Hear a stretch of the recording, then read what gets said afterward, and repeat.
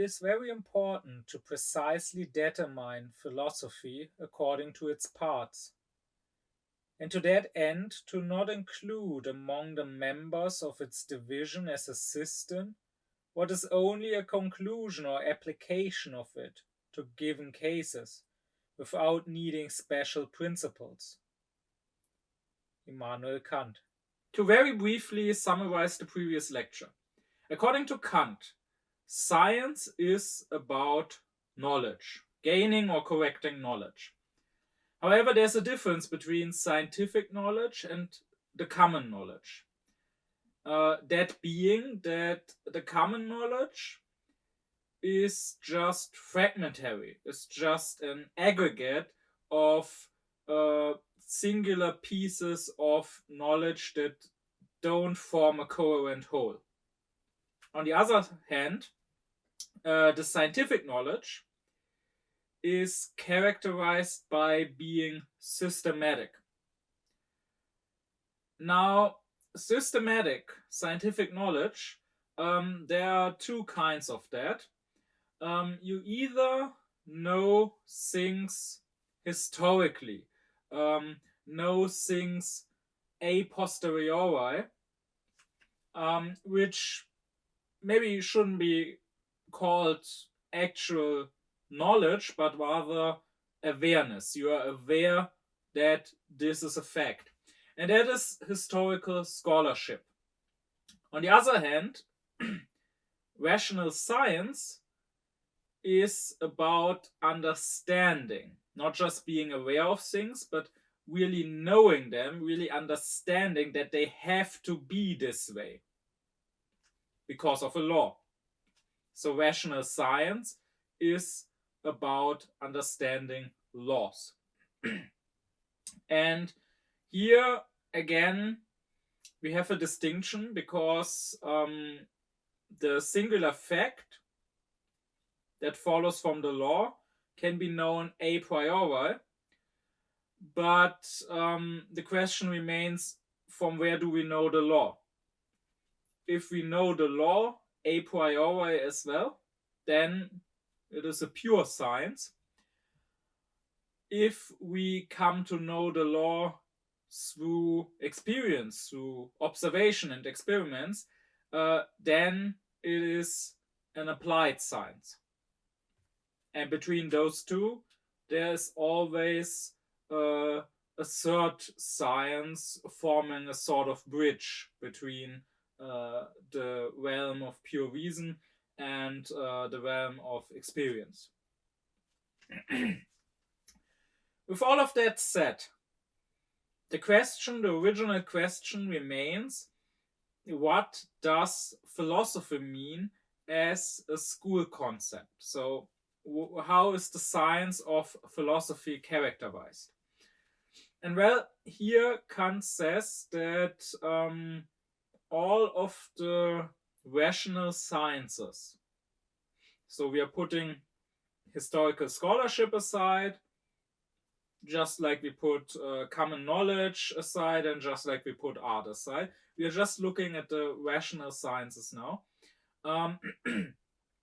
All of the rational sciences, Kant says, are either philosophical science or mathematical science. And if you find that confusing or surprising, if you're thinking, wait, aren't there more sciences? What about natural science? What about stuff like physics?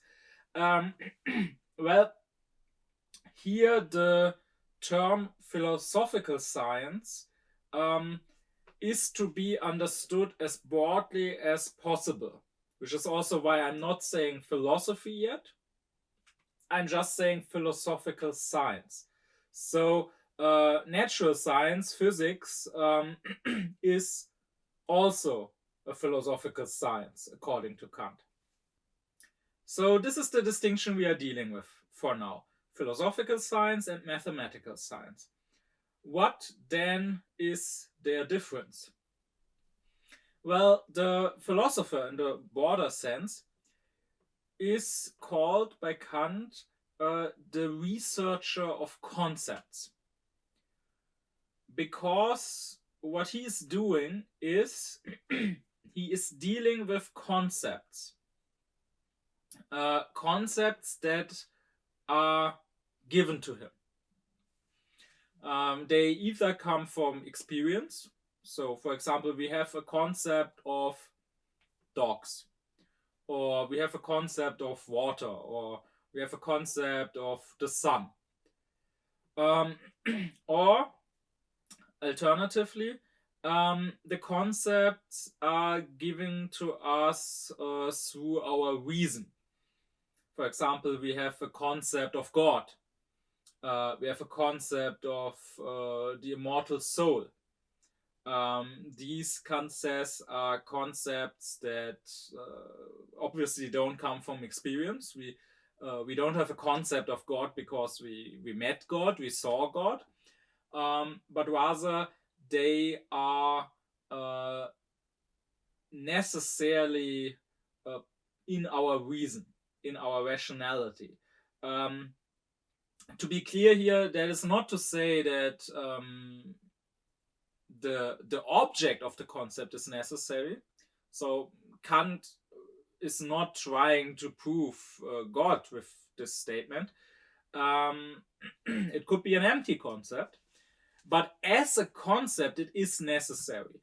If we think in certain ways, if we use our reason in certain ways, we will arrive at the concept of God. So concepts are given to us through experience, through reason.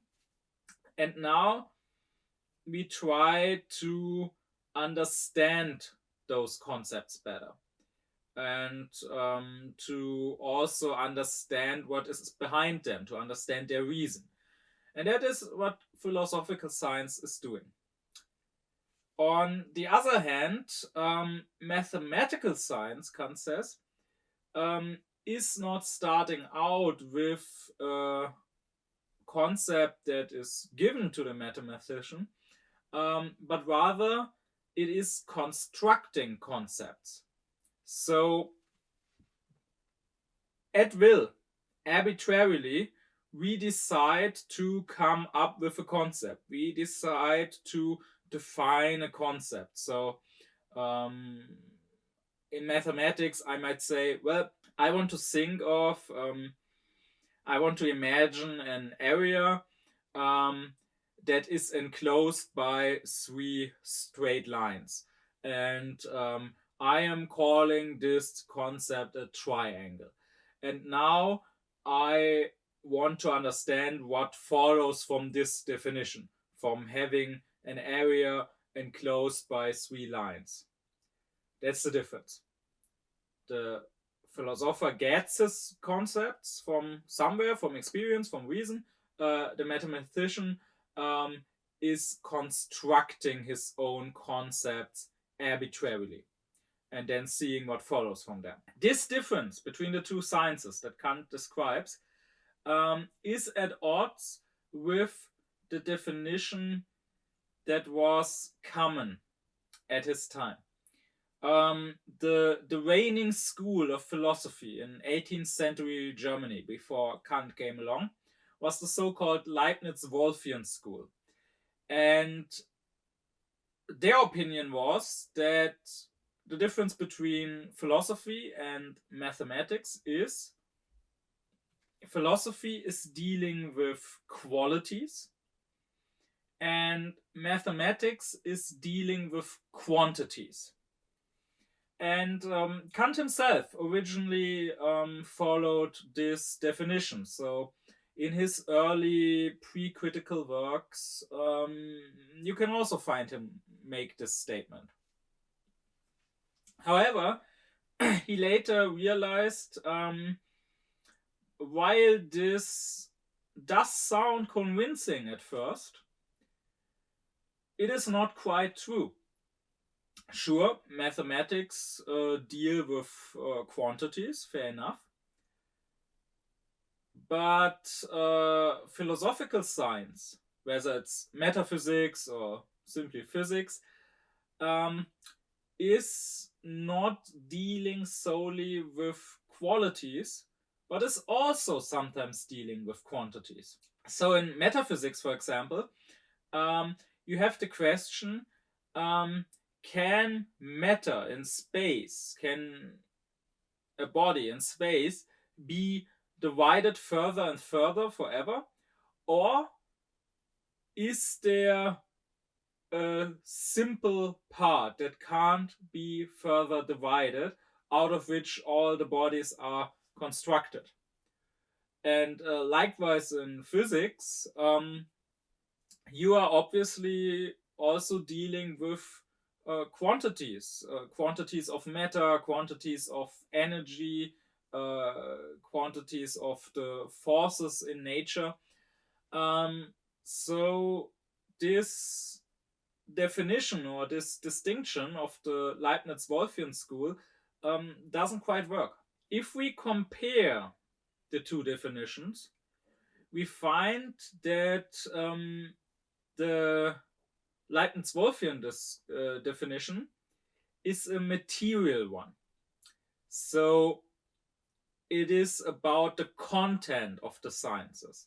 They are saying that philosophical science has quality as its content, and mathematical science has as its object quantity. So to them, the difference between both sciences is that they deal with different objects. They both seek knowledge, but knowledge about different things. What Kant is doing here instead is quite typical for him.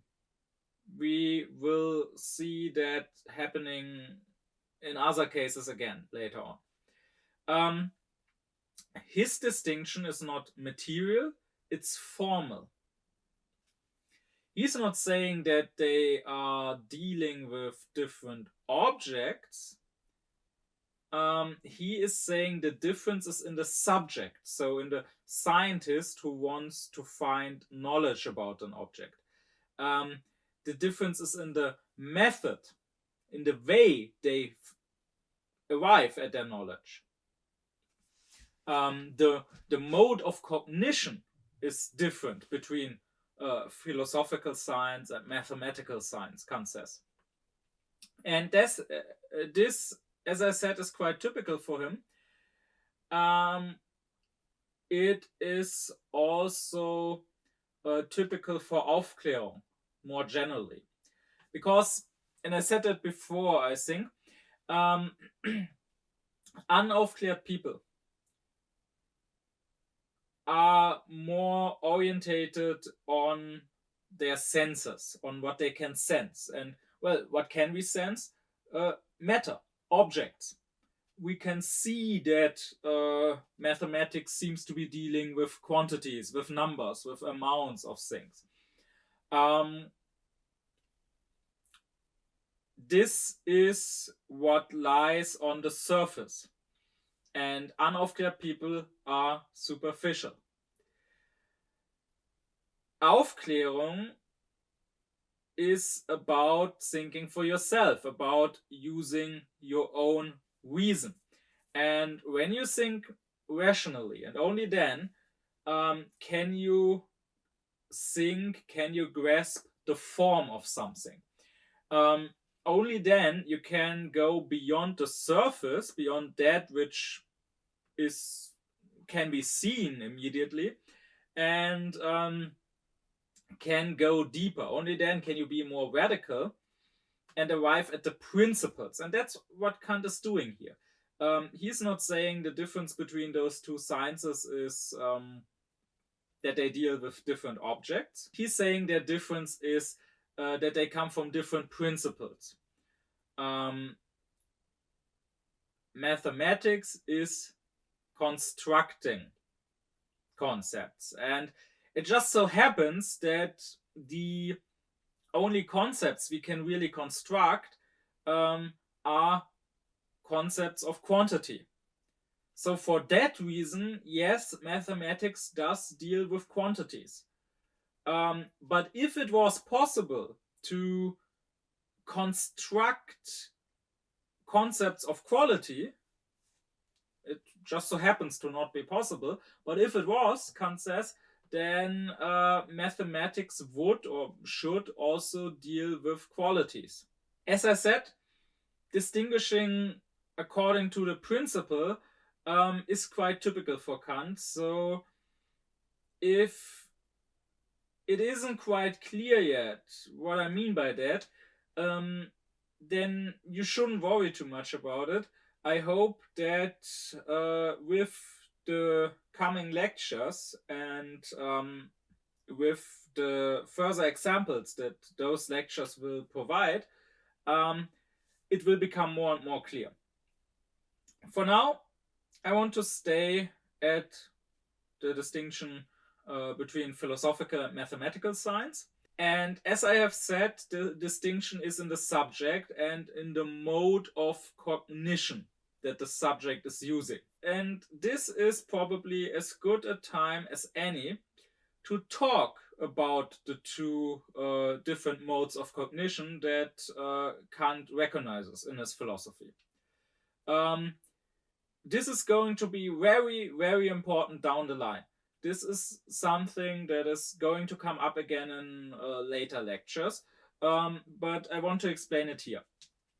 Kant says that all our knowledge has to come from one of two sources. Either it's knowledge that comes from thinking, that comes through abstract concepts, and this knowledge is discursive knowledge. Or, alternatively, it is knowledge that comes through intuition, and that is intuitive knowledge. Now, I have to further explain what that means. Especially since the second word might lead to incorrect associations. You have to take it as a philosophical term here, and not in the way you might use it in everyday life nowadays, because the meaning since Kant's time has shifted. So when Kant speaks of intuition, the German word he uses is Anschauung. Intuition is the correct translation, because Kant himself he likes to put Latin translations in brackets behind the German terms, and the Latin translation he uses is intuitio. In German he uses the word Anschauung, and anschauen as a verb means to look at something, to watch something. However, this word should not be taken too literally. It should rather be understood as a metaphor of sorts. Because intuition is not just when you look at something, when you see something. There is intuition, but also all the other senses are intuitive as well. So when you are hearing something, when you are feeling something, that's also intuition, according to Kant. The point is that intuition is a sort of knowledge where you know something concrete and you know it directly, simply by, so to speak, having it in front of you. That is sort of how we still use the word intuition. However, we now tend to use it in a more narrow sense. So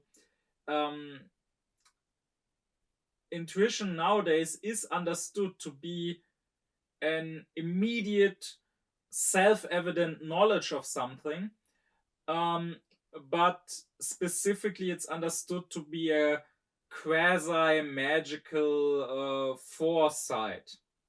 If I'm gambling and I'm putting everything on one number and I'm winning with that, then I might afterwards say, well, my intuition told me that this was the right number, that this was the winning number. This is not the type of intuition that Kant believes in. Intuition is not about foresight, but it is about simply knowing something that is immediately evident. So when you see a color, when you see a red object, for example, you just know that you are seeing red. You don't need further proof that you are seeing something red. You don't need further explanations, arguments. You immediately know that you are seeing red.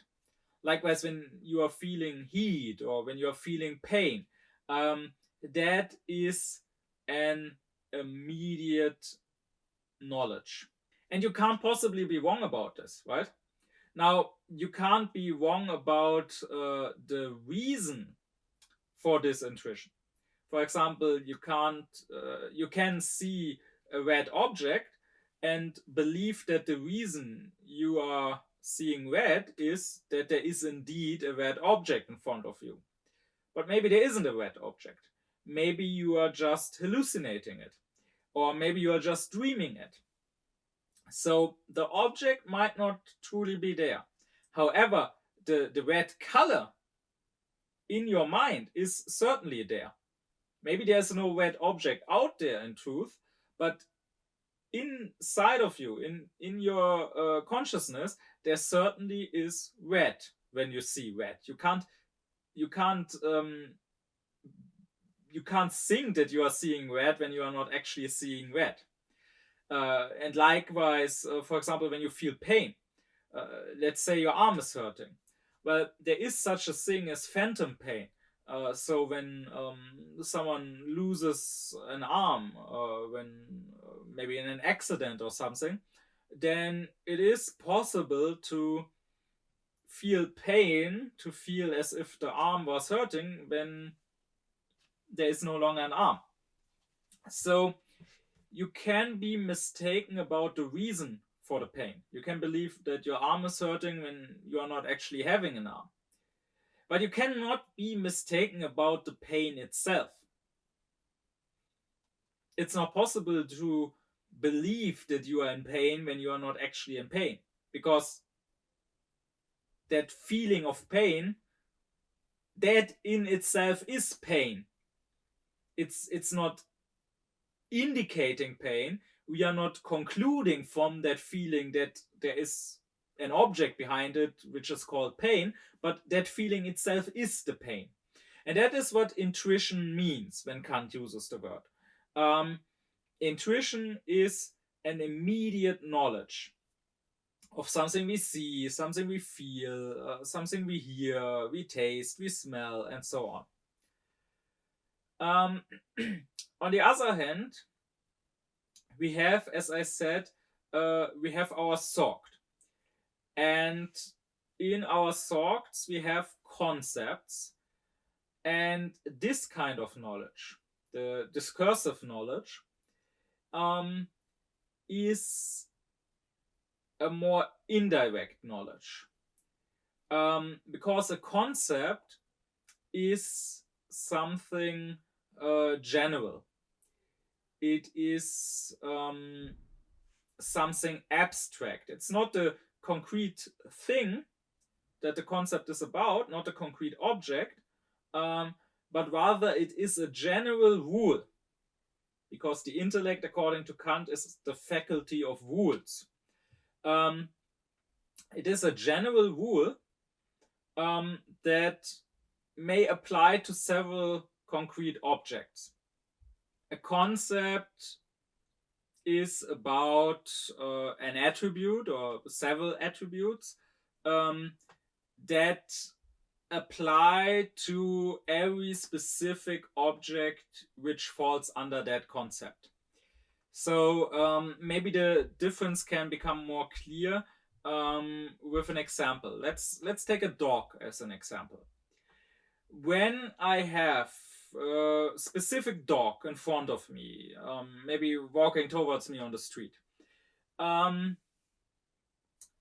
then intuition doesn't mean recognizing that it's a dog, because dog is a concept. The word dog denotes a concept, and that's the discursive knowledge.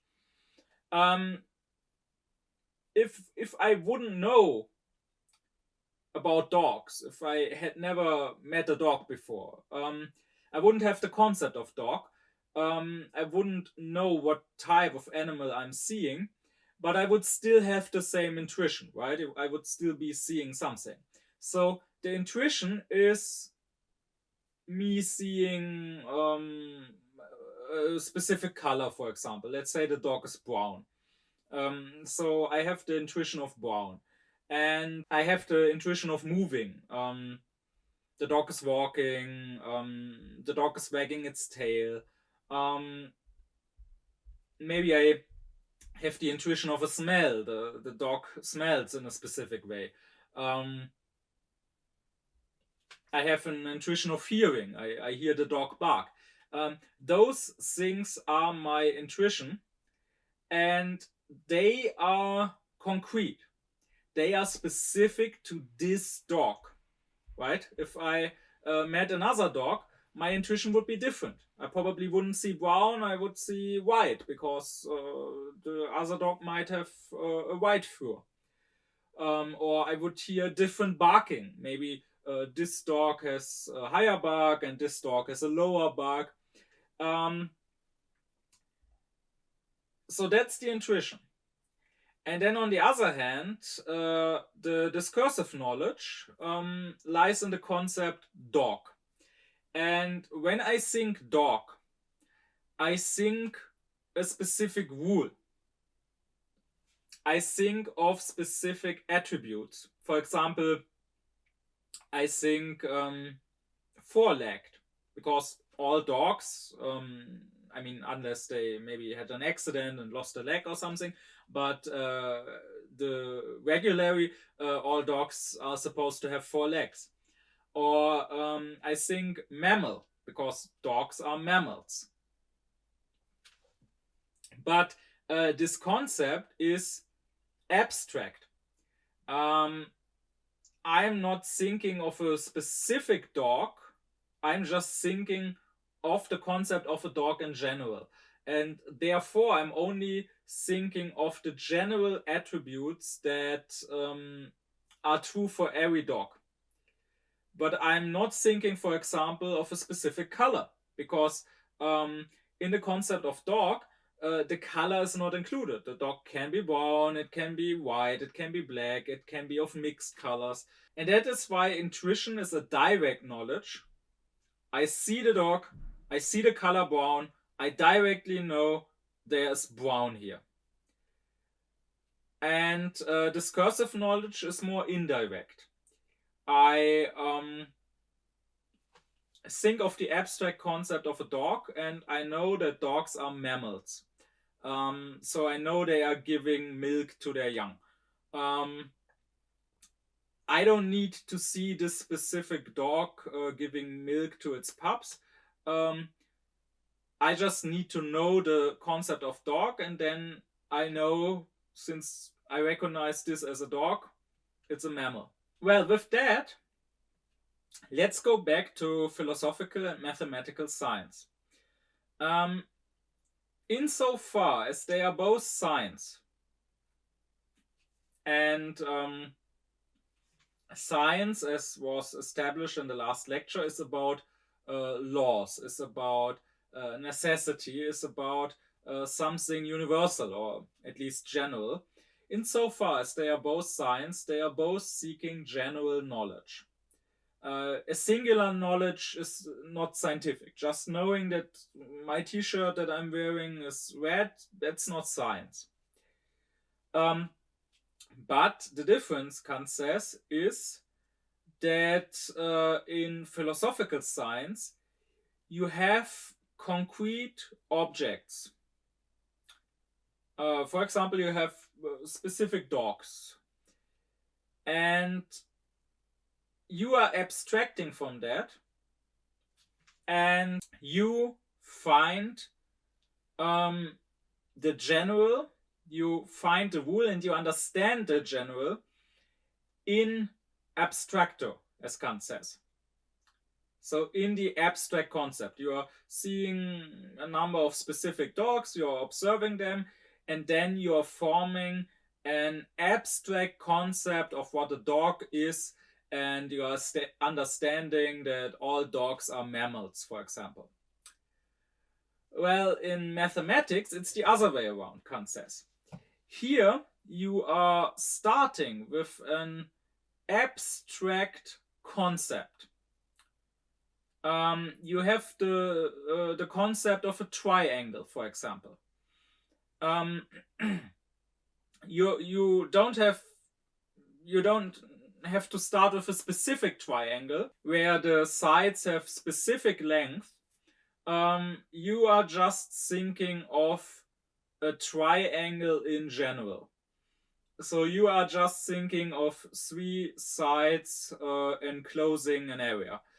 They might be longer, they might be shorter, doesn't matter.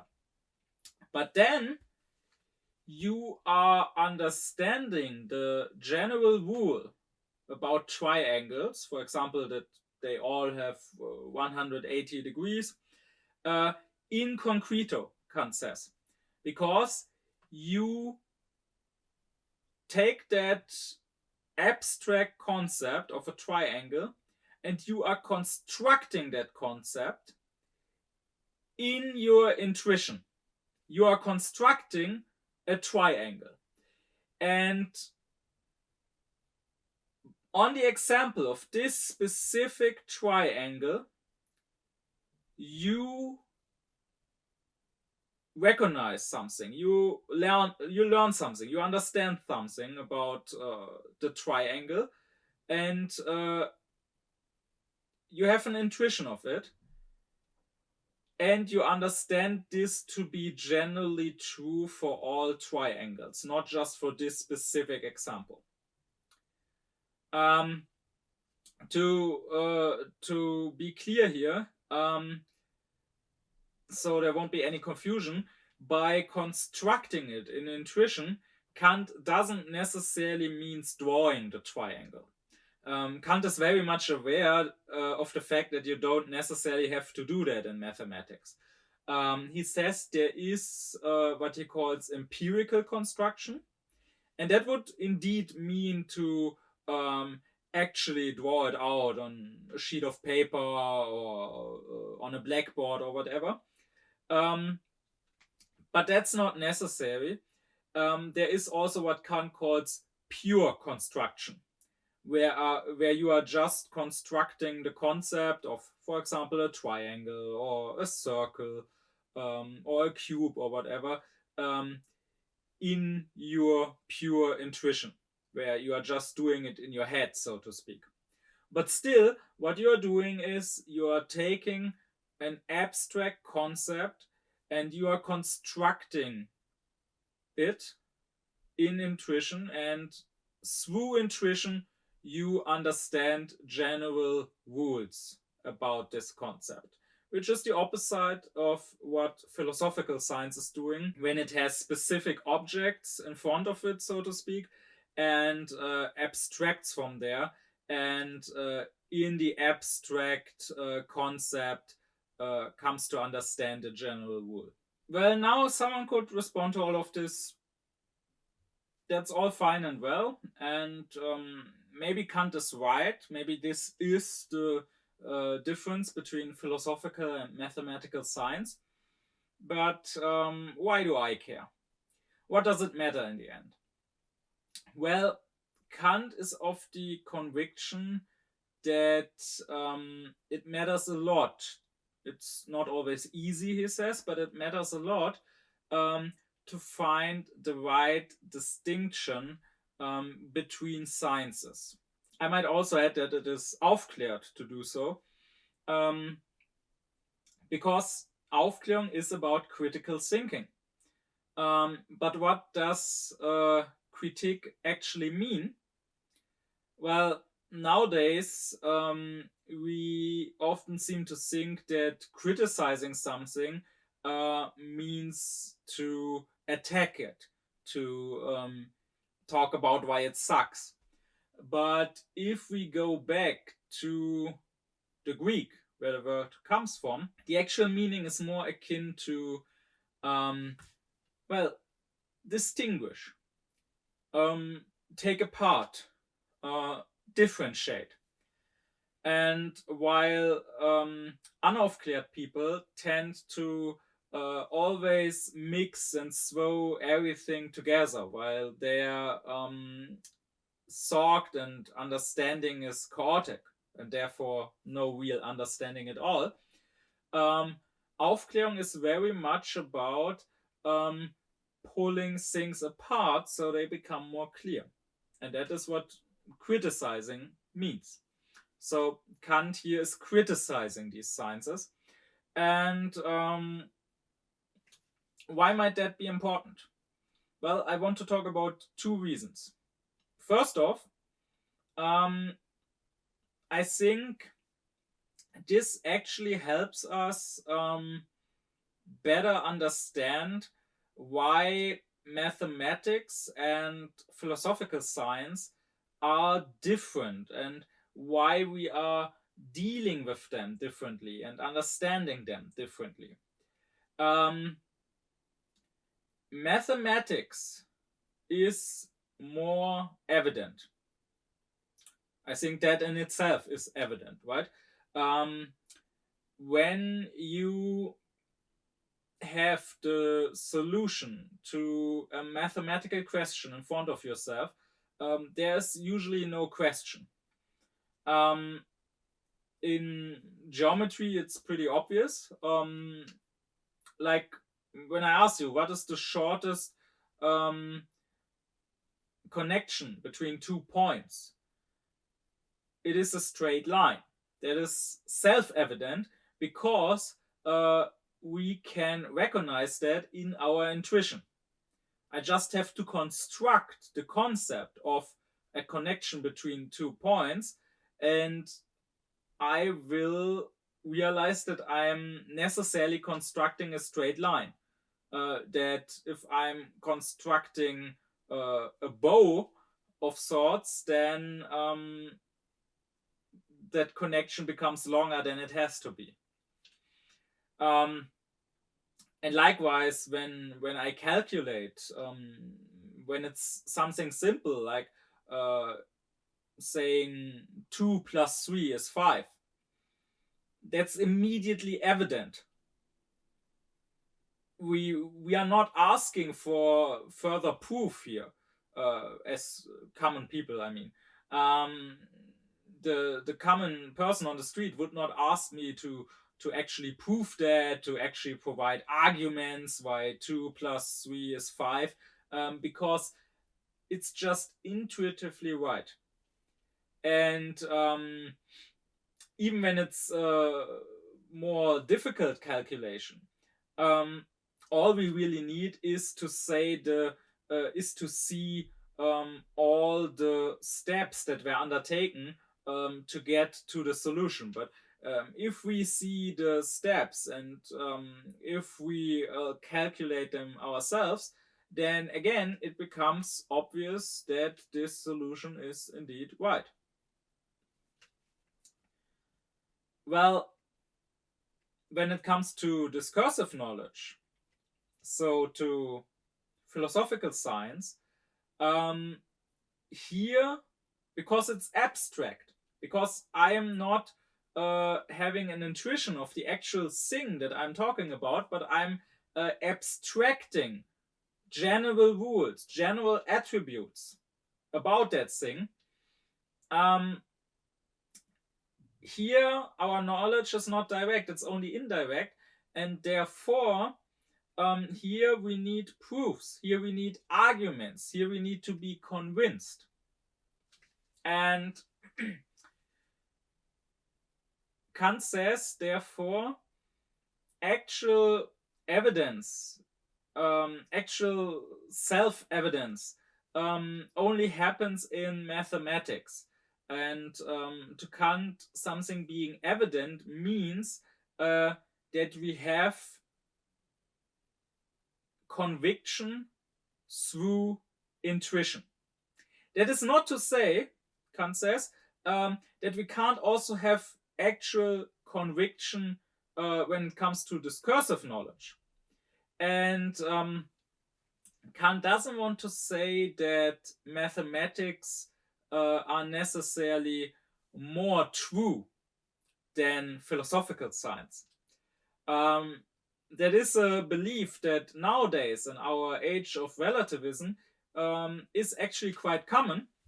There are people who would probably say that truth only exists in mathematics, if at all, but in philosophy, whether it's philosophy proper or whether it's something like physics even, there is no actual truth to be had, only things that are maybe probable.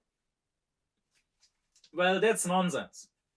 And I hope that further lectures will make it more clear that that is nonsense. And that is not what Kant is saying. Kant is saying that objectively, so when we look at the object that we want to have knowledge of, objectively a truth can be as sure in philosophical science as in mathematical science. Yes, maybe it can even be more sure in philosophical science. But subjectively, so when it comes to the conviction of the subject gaining knowledge about an object, subjectively, mathematics, because they work with intuition, will always be more immediately evident than philosophical science, Kant says. And that might explain why in philosophical science we more often find different theories that are at odds with each other, that are in conflict with each other. And again, this shouldn't lead us to relativism. That doesn't mean that all these theories are equally good or equally bad. That doesn't mean that none is really true. There might be truth, but it's harder, so to speak, to convince people of the truth. When it comes to intuition, I can sort of force somebody to recognize truth. So if I want to convince somebody that being stabbed hurts, I probably just have to take a knife and stab them. And they will immediately have intuition of the pain and will understand the truth of that.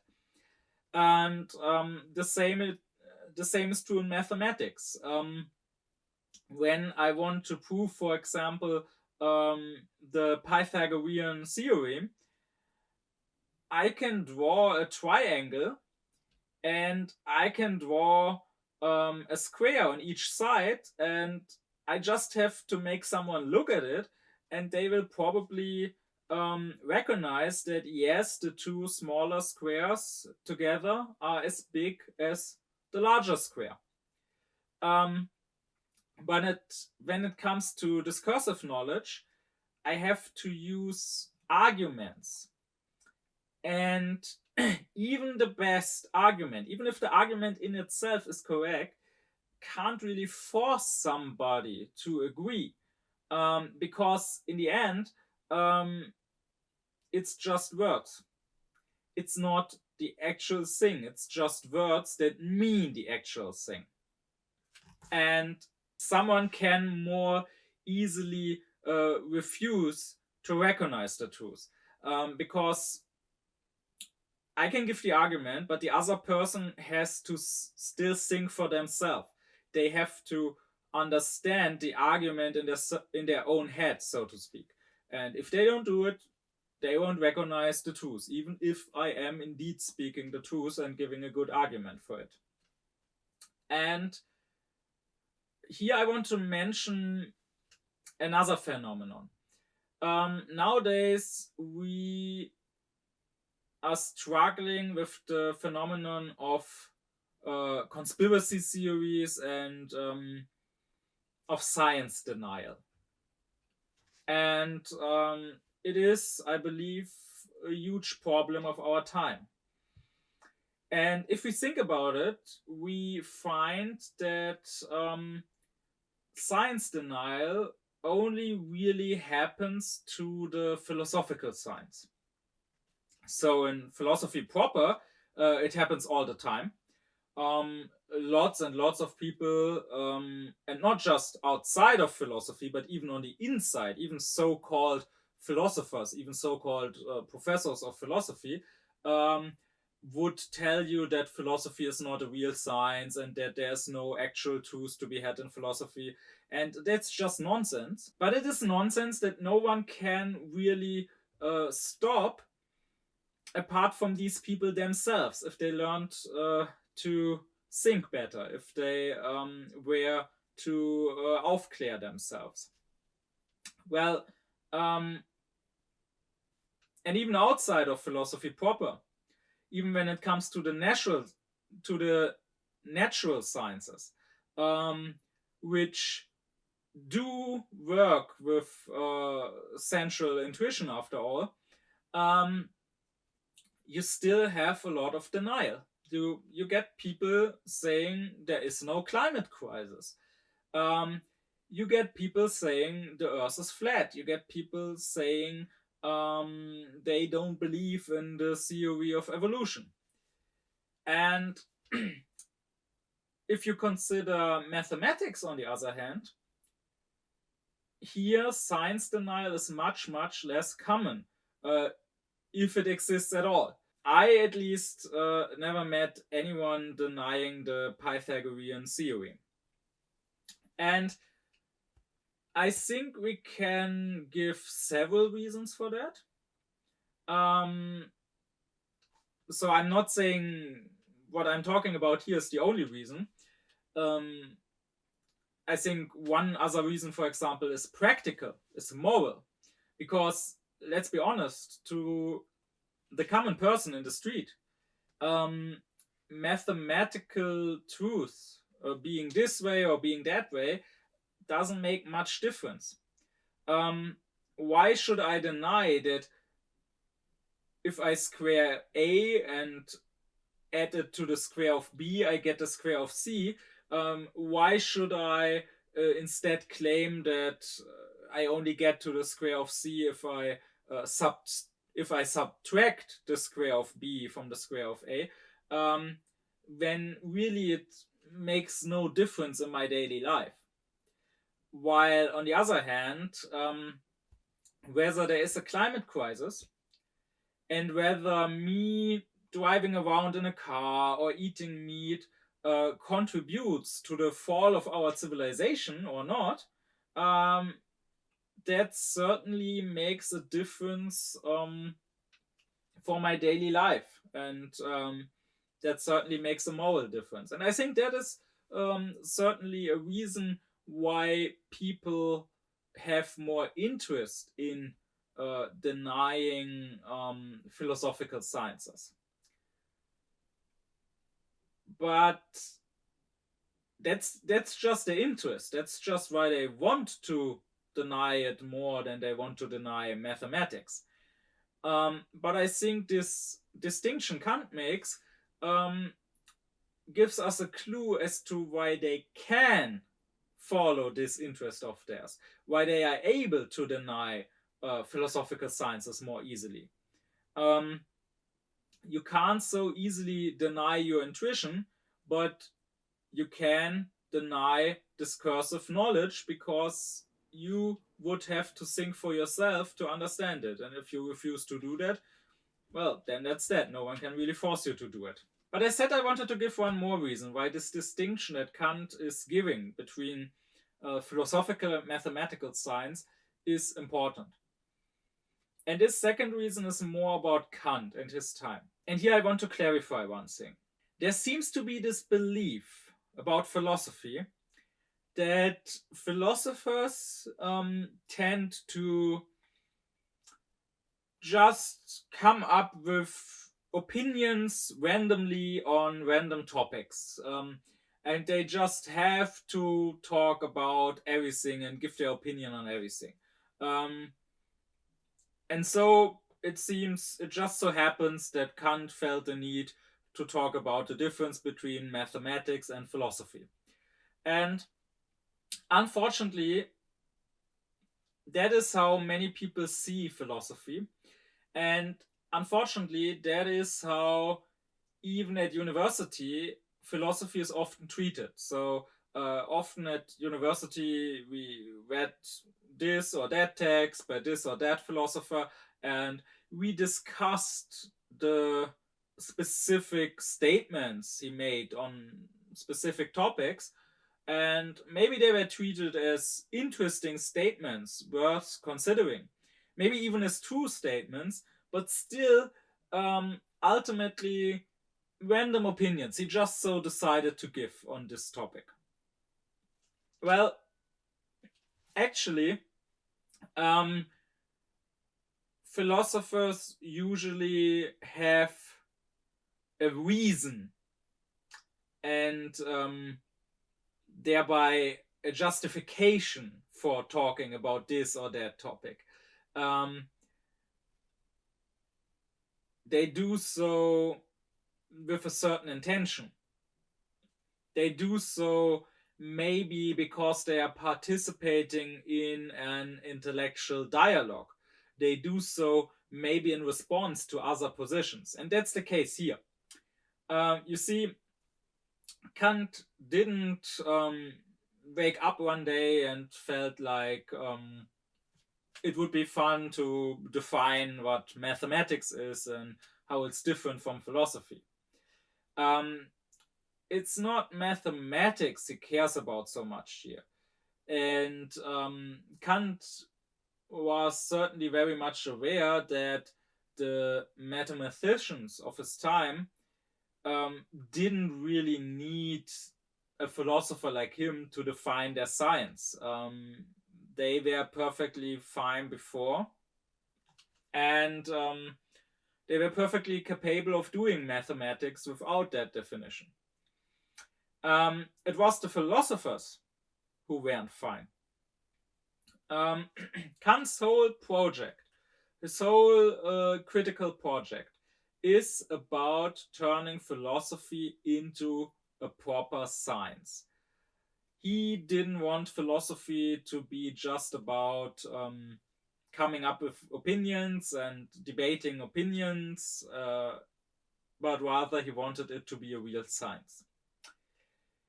And with that intention, with that wish, Kant wasn't alone, nor was he the first. One could argue that the whole age of Aufklärung felt a need for this, a need to make philosophy a science. But the question was, how? How do we go about this? And here it just so happened that mathematics already was a science and was recognized as a science of reason, as a science of great self-evidence. And so philosophers were sort of seduced by mathematics and thought that the way to go about making philosophy more scientific was to sort of copy the method of mathematics. And there are various examples for this. For example, consider Spinoza. the great Jewish philosopher of the Aufklärungstime, in his ethics, as the title of the ethics already states, in his ethics, he tried to do philosophy according to the geometrical method. He basically looked at what Euclid had done, the ancient Greek mathematician, and he essentially tried to copy his method. He started with giving certain definitions, saying by substance I understand this, by nature I understand this, or whatever. And then he started from certain axioms. So from certain principles from which everything else could be deduced, but which themselves aren't proven further. They are just assumed to be true. And if you do that, Kant says, then maybe you are concluding correctly from your definitions, from your axioms. And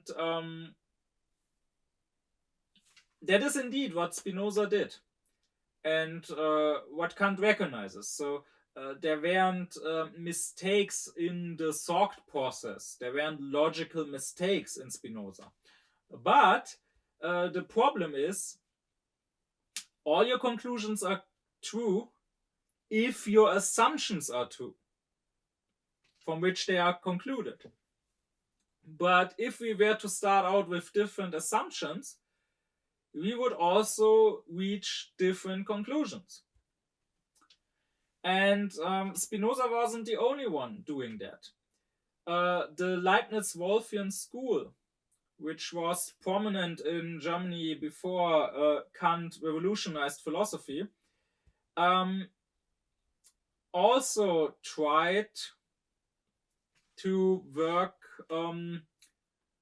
like you would work in mathematics. And Kant actually respected Wolff, the founder of that school. And he learned a lot from Wolff. And he is actually at some point crediting Wolff with having spread what Kant calls the spirit of thoroughness in Germany. And it is thanks to Wolff preparing the German thought, Kant says, that Germany was more prepared, had a more fertile ground, so to speak, for Kant's critical project. And Kant even says that maybe Wolff, if he had still been alive, would have been the best man to realize that critical project, if only he had come up with the idea of a critique of pure reason himself. But with that said, Kant is still very much critical of Wolff's mathematical method. And he is very critical of the Wolffians for what he calls their addiction to demonstrate. They are always trying to start with definitions and to demonstrate their concepts from that. And that is not the way to go about finding truth in philosophy, Kant says. Because if you do that, you are narrowing down yourself. You are blinding yourself, Kant says. Because you will always arrive at the truth you want to arrive at. For example, you grew up Christian and you will end up proving that there is a God. Because you will, whether you realize or not, you will put the conclusion that you want to arrive at into your definition from which you start. And then, of course, you will arrive at the conclusion that you wanted. Well, Kant says in mathematics it's okay to start with a definition because here the concept is constructed arbitrarily. I can say I'm coming up with the concept of a triangle and I'm hereby defining what I mean by the word triangle. I mean an area enclosed by 3 straight lines. And now I am constructing that concept in my intuition to find out what follows from that, what attributes this triangle might have. But in philosophical science, you get your concepts from outside, so to speak. You get them either through experience or through your own reason. You are not just making them up. And therefore, you already have some sort of knowledge, even if it's unclear knowledge, about that concept. And the job of the philosopher, according to Kant, is to lift it into proper consciousness, to make it more clear. So Kant says in philosophy, we can't start with the definition. If anything, we can end with the definition. When we are done with our research, with our thoughts, and when we have understood that thing. But first, we need to start with what we know. Because Kant says we already know something. We always know something about the concept. That is true for pure philosophy. So when I want to talk, let's say, about the concept of rights or justice or goodness, everyone has some sense, some hunch of what that is supposed to mean. And that can be a starting point. And likewise in natural science, when I want to know more about a dog, I start already sort of knowing what a dog is. Every child knows what a dog is. Now the child probably doesn't know everything there is to know about the dog. The child probably doesn't know what genetical code a dog has. The child maybe doesn't even know yet that the dog is a mammal. Or it doesn't know of the blood circulation of the dog. To take an example from Kant, because in Kant's time this was something that scientists were still discussing. They already had discovered blood circulation in humans. And this is an example for what Kant calls a conclusion from allegory.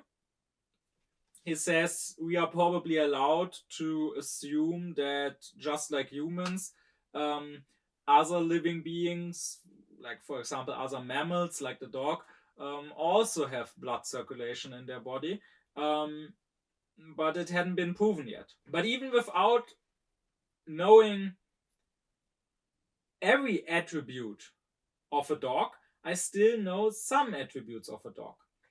Likewise, when I start with water in natural science, every child knows what water is. Every child knows that water is wet.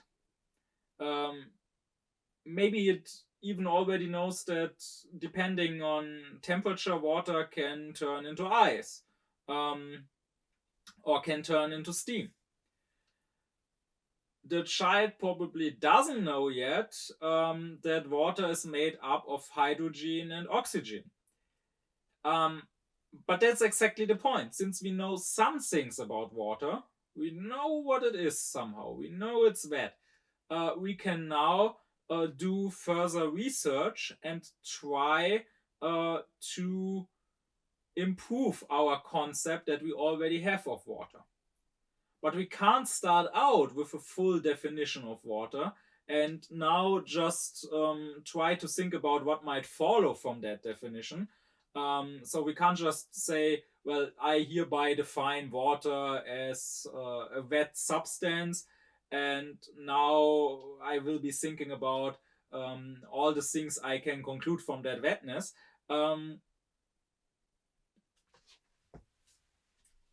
I will never find out that water includes oxygen. That water includes oxygen that way. So this, I think, is quite important to clear up misunderstandings that are common about philosophy. I've often heard people who have no clue at all about philosophy, just prejudices. I've often heard them complain that, oh, philosophers, they are just sophists, they are just talking and making definitions about everything, even though we know already what that thing is.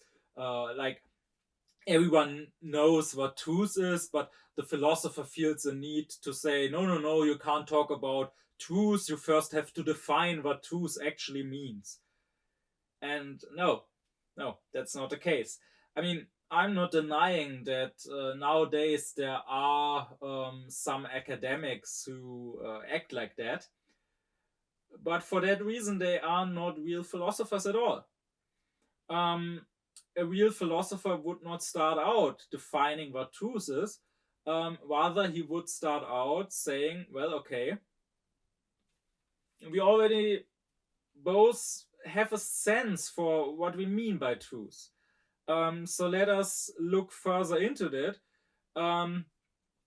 so that our concept of truth becomes more clear for us. I mean, that's exactly what was done in the last lecture. We all have some sense of what science is supposed to mean. We all can agree that science is about knowledge. And then we can go further into that concept and can start asking questions. Well, yes, it's about knowledge, but not all knowledge appears to be scientific. So what's the difference between the scientific and the common knowledge? The difference is that the scientific knowledge is systematic. Okay, and then we can go on. And on the other hand, I have also heard the complaint that there is not enough definition. I find that happens especially when talking about morality. So I've had conversations where I wanted to make a specific statement, where I probably started talking about goodness and saying, well, we have to be good people and not evil people. And instead of letting me finish what I wanted to say, I get interrupted and the other person will say, no, you can't just talk about good as if it was clear what good actually means. Good means something different to everybody. You first have to define what you mean by goodness. No, I don't. I can define that at the end. But first, I need to start from somewhere. I can't just make up a random definition of goodness. I have to start by what we know about goodness. And then I can try to find out more so that the concept becomes more clear. As a side note, I find it especially funny that both complaints, so philosophers not just talking about things that every normal person knows, but always insisting on making up definitions, and on the other hand, everything being so unclear and there being a lack of definitions, I find it funny that sometimes you can hear both complaints from the same person in different situations without that person probably realizing it. In conclusion, you could probably say that just like earlier philosophers, like Spinoza and Wolff, when trying to make philosophy a science, tried to go by the example of another field that already was a science, that is mathematics, Kant does the same. He also goes after the example of an already existing science. But instead of mathematics, which to him is a science of a completely different kind, he looks at a science that is more closely related to philosophy, a science that is in itself a philosophical science, and that is natural science. Because Kant says that what he suggests the metaphysicians should do is what the physicists have already started doing with Newton. Newton didn't start out with definitions, with axioms. He started out, Kant says, with what he already knew about natural phenomena, and then he went from there and tried to find out more. And that is, Kant says, what should be done in all parts of philosophy, so also in metaphysics. Kant was a big fan, a big follower of Newton, and was influenced by him, I think, in a number of ways. And this is one way in which Newton influenced Kant and thereby philosophy. And with that out of the way, we can now look at philosophy proper and at the different parts of the philosophical science that Kant talks about. Well then, how is philosophical science itself divided by Kant? Once again, just like before, the divisions he makes are logical divisions. Therefore, they are always dichotomies. Well, the first subdivision that Kant makes is that between formal philosophical science and material philosophical science. Material here meaning that you have a certain content. You have a certain object that you want to have knowledge of, and that this science is dealing with. While on the other hand, in formal science, it is not about having knowledge of an object. It's not about the content of your thoughts, so to say. It's just about the form, the structure of your thoughts. And this formal science, Kant says, is logic. Logic by him is compared to grammar. Just like logic gives you rules for your thinking, grammar gives you rules for your speaking. And both, Kant says, is formal. So both is a set of rules where those rules let you identify a judgment, a conclusion, or a statement that is wrong, that is overstepping the rules. But both don't let you necessarily identify something as right. So let's take grammar and language as an example. If I say my camera are recording me, then that sentence, that statement is formally wrong. It's incorrect grammar because the camera is one thing, so I should have said it is recording me. However, if I say my camera is eating, then that is a correct sentence insofar as the grammatical form is concerned. Because I'm talking about one subject and then I'm saying that subject is doing something, some verb. And that is correct. That is how you do it in English. But of course, materially, so if we look at the content of the sentence is nonsense. A camera can't eat in anything. It's not a living being. It doesn't eat. And the same is true in logic. A judgment has the structure, or at least the most basic ones do, the affirmative judgments, has the structure of subject, copula, and predicate. So I have a subject that I'm making a statement about. For example, if I want to say the sum of the angles in a triangle is 180 degrees, then my subject is the sum of the angles in a triangle. That is the thing I want to make a judgment about. And then in logics you have a predicate. The predicate is the attribute that you are connecting with the thing. So in this case, that is 180 degrees. And you have what in logic is called the copula.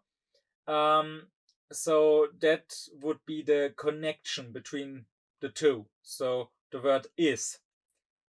And that means you say the sum of the angles in a triangle, subject, is, copula, 180 degrees, predicate. So that means this statement is logically a correct judgment.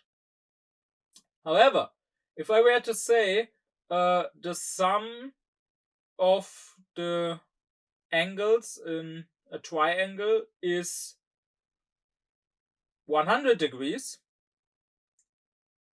that would also be correct formally. Now, materially, that's an incorrect judgment. That is not what the sum of the angles in a triangle is. But formally, I can make this statement. On the other hand, if I were to say a triangle is circular, then that would be not just materially wrong, but formally wrong. Because in this case, the predicate, circular, is at odds with the subject, triangle. The predicate contradicts the subject. And a conclusion, a classical conclusion, would be structured like this in logic.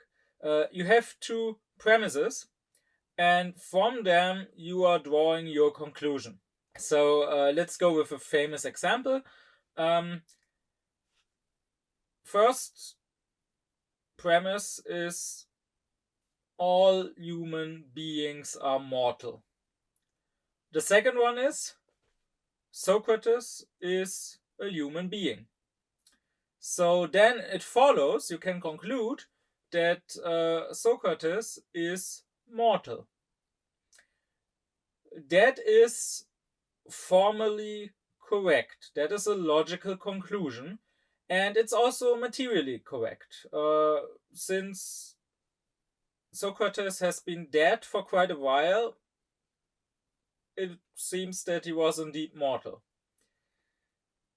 Now, however, if I were to say all dogs are mortal and Socrates is a human being, therefore Socrates is mortal, then my statements would be correct materially, because indeed dogs are mortal, and indeed Socrates is a human being, and indeed he is mortal. However, formally, that would be wrong, because that is not a logical conclusion. The conclusion can't be drawn from these two statements, from these two premises. On the other hand, I could also say something that is complete nonsense materially, but is still formally right. So if I say the moon is made of cheese, and cheese is always eaten by mice, therefore the moon is going to be eaten by mice, then that might be nonsense. The moon is not made of cheese, and even if it were, not all cheese is necessarily always eaten by mice. So the moon is definitely not in danger of being eaten by mice. However, formally, that's a correct conclusion. The conclusion can indeed be drawn from these two premises. And logic only deals with the form of our thoughts. So therefore, we can say if something is illogical, if something is in contradiction with the laws of logic, if something is formally not correct, then it's surely an untrue statement. But on the other hand, if it fits within the form of the laws of our thinking, then it could be correct materially, but it could still be complete nonsense. And that's maybe not exactly how the word logic is nowadays used by common people in everyday life. Very often you hear people say something like, well, this is the only logical course of action now, when that probably has nothing to do with logic.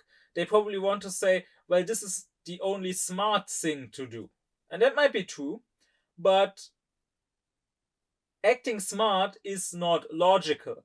Acting in your self-interest is not logical. I'm not saying the opposite is logical. I'm not saying being moral is logical either. I'm saying this has nothing to do with logic.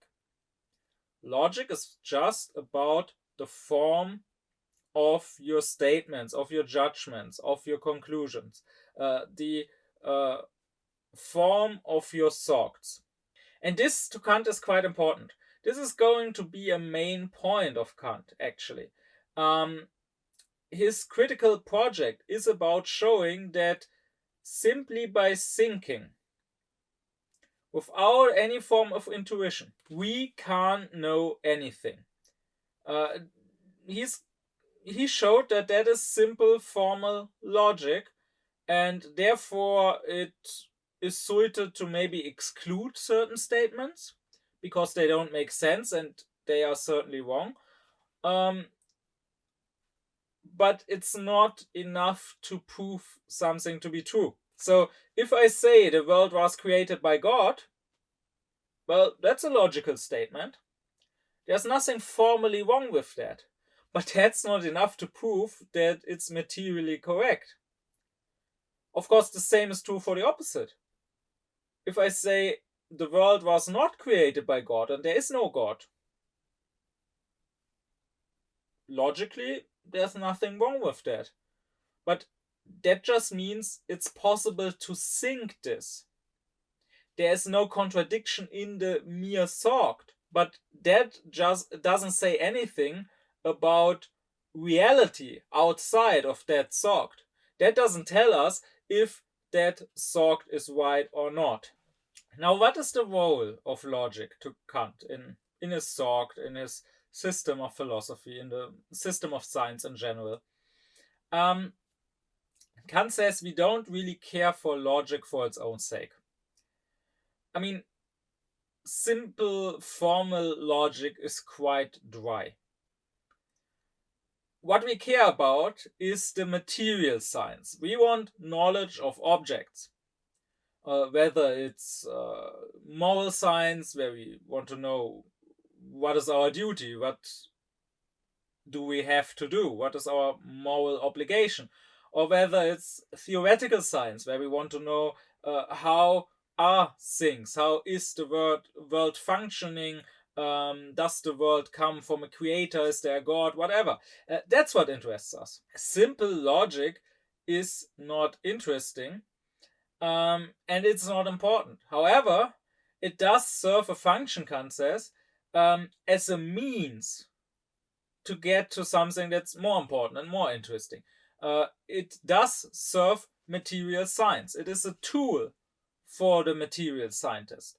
That's also why Kant calls logic philosophia instrumentalis. So, instrumental philosophy. Philosophy as an instrument.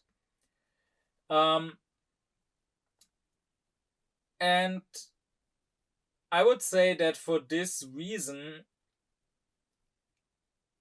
if someone is too invested in logic for its own sake, if someone cares more about logic than about material science, there's something wrong.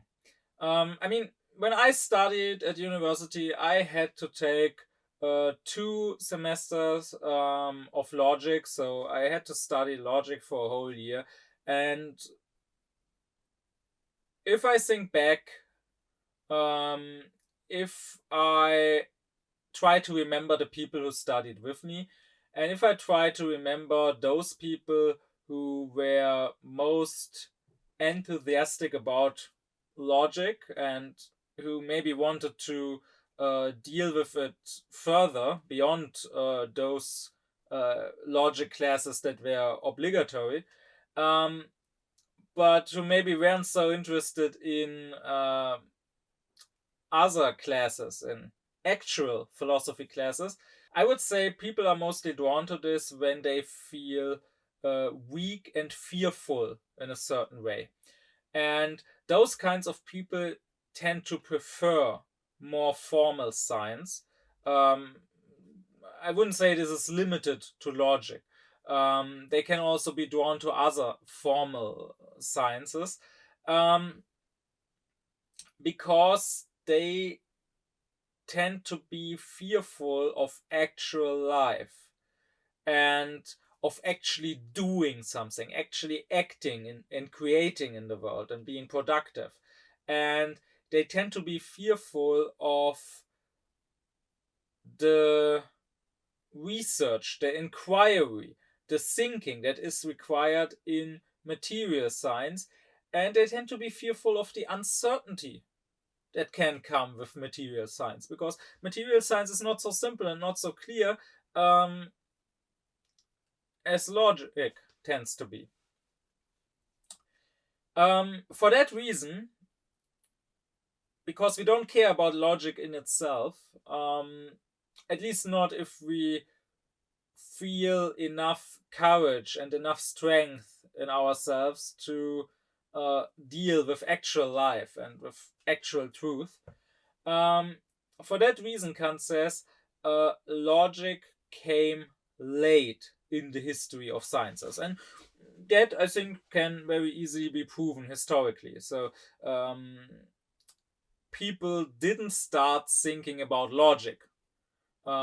They started thinking about other things. So if we look at the ancient Greeks, the first philosophers, the pre-Socratics, people, or even beyond that, if we look at the time before actual philosophy and actual science, people talked about their world. They talked about the gods. They talked about what is the world made of? What is the first cause of the world?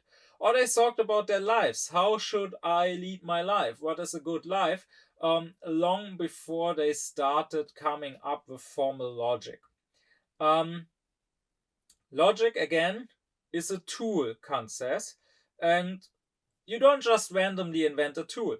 You invent a tool when you need it, when you are undertaking certain actions and realizing that there are problems, there are struggles, and a tool would be helpful.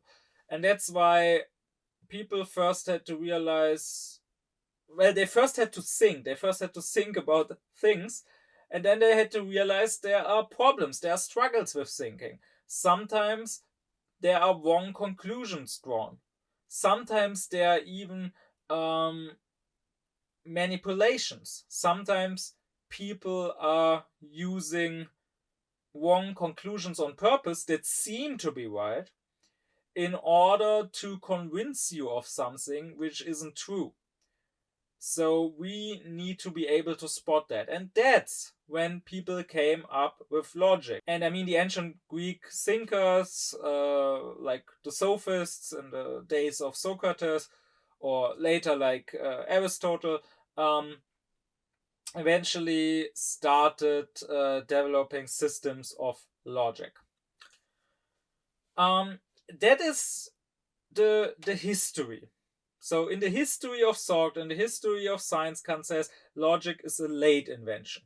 However, now that it's here, he says in teaching the science, it should come early on. It should actually be at the start of teaching science, Kant says.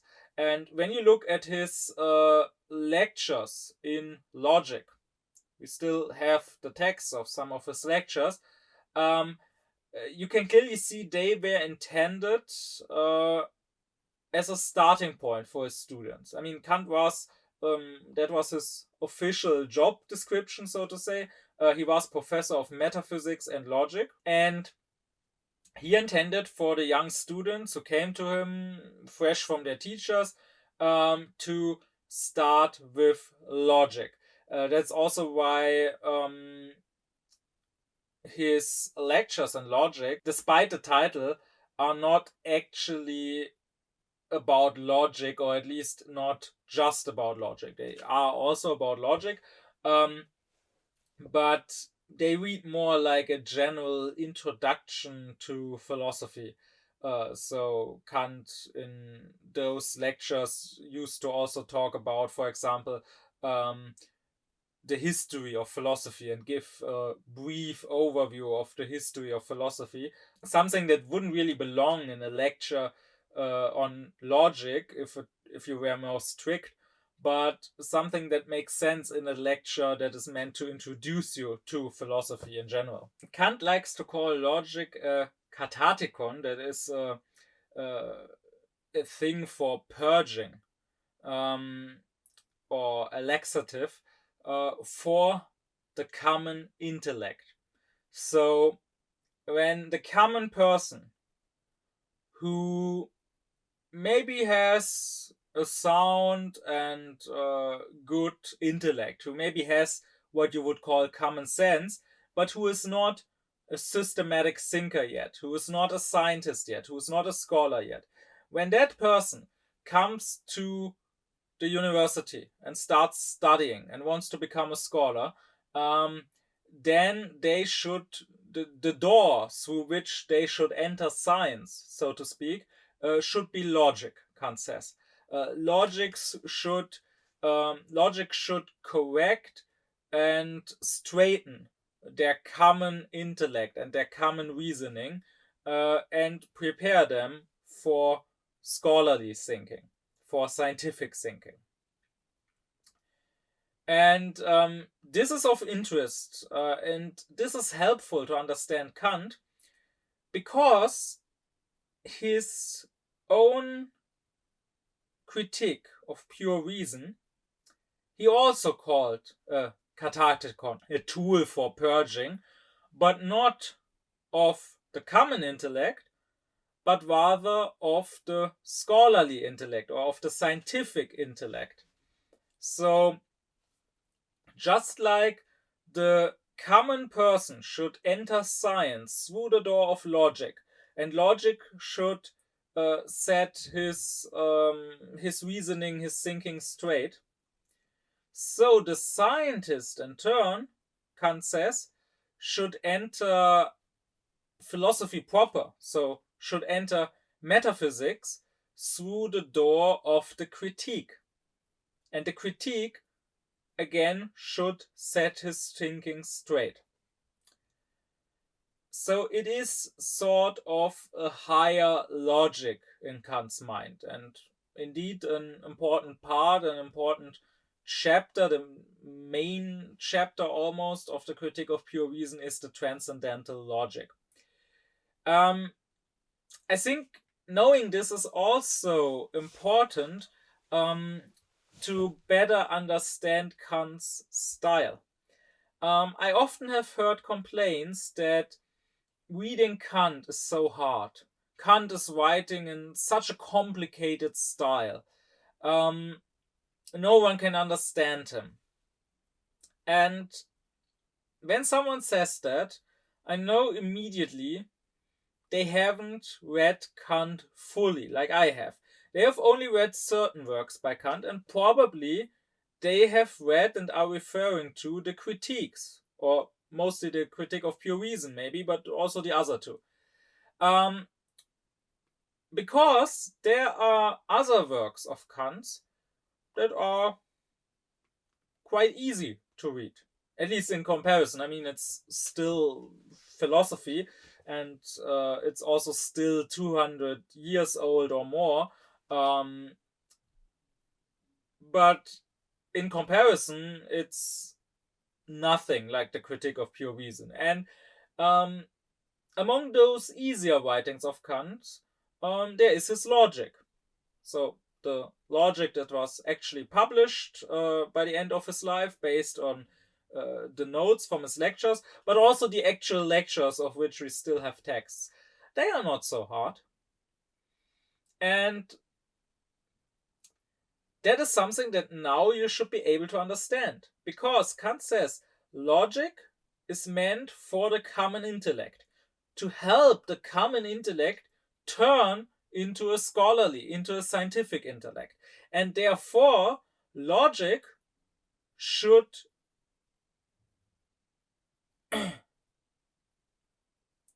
and therefore, when you teach logic, Kant says, and this shows in his lectures of logic, they are not hard. When you teach logic, you should not require anything from your students, because they should be fresh students who haven't learned anything yet, at least when it comes to higher learning. The kind of learning you do at the university. They should have gone to school, they should know how to read and write and so on, but you shouldn't require anything else besides common knowledge and common sense from them. But when it comes to the critique, Kant says, it is not meant for the common intellect. It is not meant for the common person on the street. Kant didn't try to write it in a way that it could be understood by anyone. Rather, it is meant for experts. Kant wanted to correct the thinking of the philosophers, of the metaphysicians, of the scholars, and they were the people he was addressing. So it's not really fair to say, oh, the work is too thick, it's too long, or his sentences are too complicated, or he's using too much scholarly vocabulary, too many Greek and Latin words, because, well, his intended audience weren't common people. And now, of course, one could debate whether the critique should also be addressed to common people. And I do believe so. I'm not saying Kant should have done that at first. I think he did it all right. But I think after it was addressed to the experts, we should think about how the non-experts can understand it. Maybe not in all the details, but at least how they can understand an outline of it, how they can understand the most important thoughts, and how they can learn something from it. Not how they can learn the parts that only concern the experts, but how they can learn the parts that concern everyone. And I mean, that's why I'm doing this. That's why I'm sitting here and lecturing about Kant, and while I will at a later point lecture about his critiques. But that was not Kant's intention, so we can't really measure him, and we can't really measure his style by whether he met or didn't meet a goal which was never his goal in the first place. But be that as it may, how does Kant further divide logic, formal philosophy? Well, he says there are two parts: analytic and dialectic. The analytic is the negative part of logic. Negative doesn't mean bad in this case, but it's meant in the sense of negating. So analytic is not teaching you something new. It is just correcting your thoughts. It is just limiting your thoughts in a way. Kant calls it a canon of judgment of our thinking.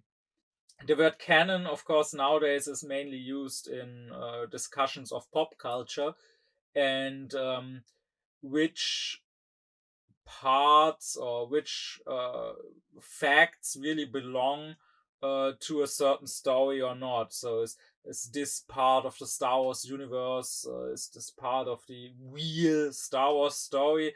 Or is it not?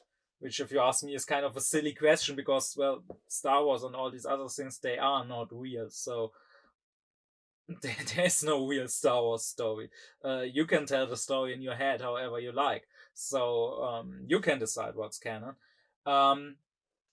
But to Kant, the word canon means a set of rules that you ought not overstep. So the canon tells you how you can think and where you have to sort of stop with your thinking because you are thinking wrongly. He compares logic in this way, or the analytic part of logic, with morality, because he says logic provides a canon of judgment for thinking, and morality provides a canon of judgment for wanting. So one is a canon for the intellect, and the other is a canon for the will. So I can want any number of things, but I have to do it within the canon of the moral law. And if the moral law tells me, wait, this thing you're wanting is something you ought not to want. Maybe I want to murder someone, and then the moral canon tells me, no, that's overstepping the line. You ought not to do that. Well, in the same way, the logical canon that this analytic provides tells me when I'm overstepping with my thoughts, with my reasonings. On the other hand, you have the dialectic. And that is a term that in the history of philosophy has had quite different meanings. So if you're now thinking about dialectic in the sense Hegel used that word for his dialectical method, and then other people like Marx took up from him, that is not yet what dialectic means when Kant uses it. So Kant did have an influence on Hegel developing his dialectical method. Kant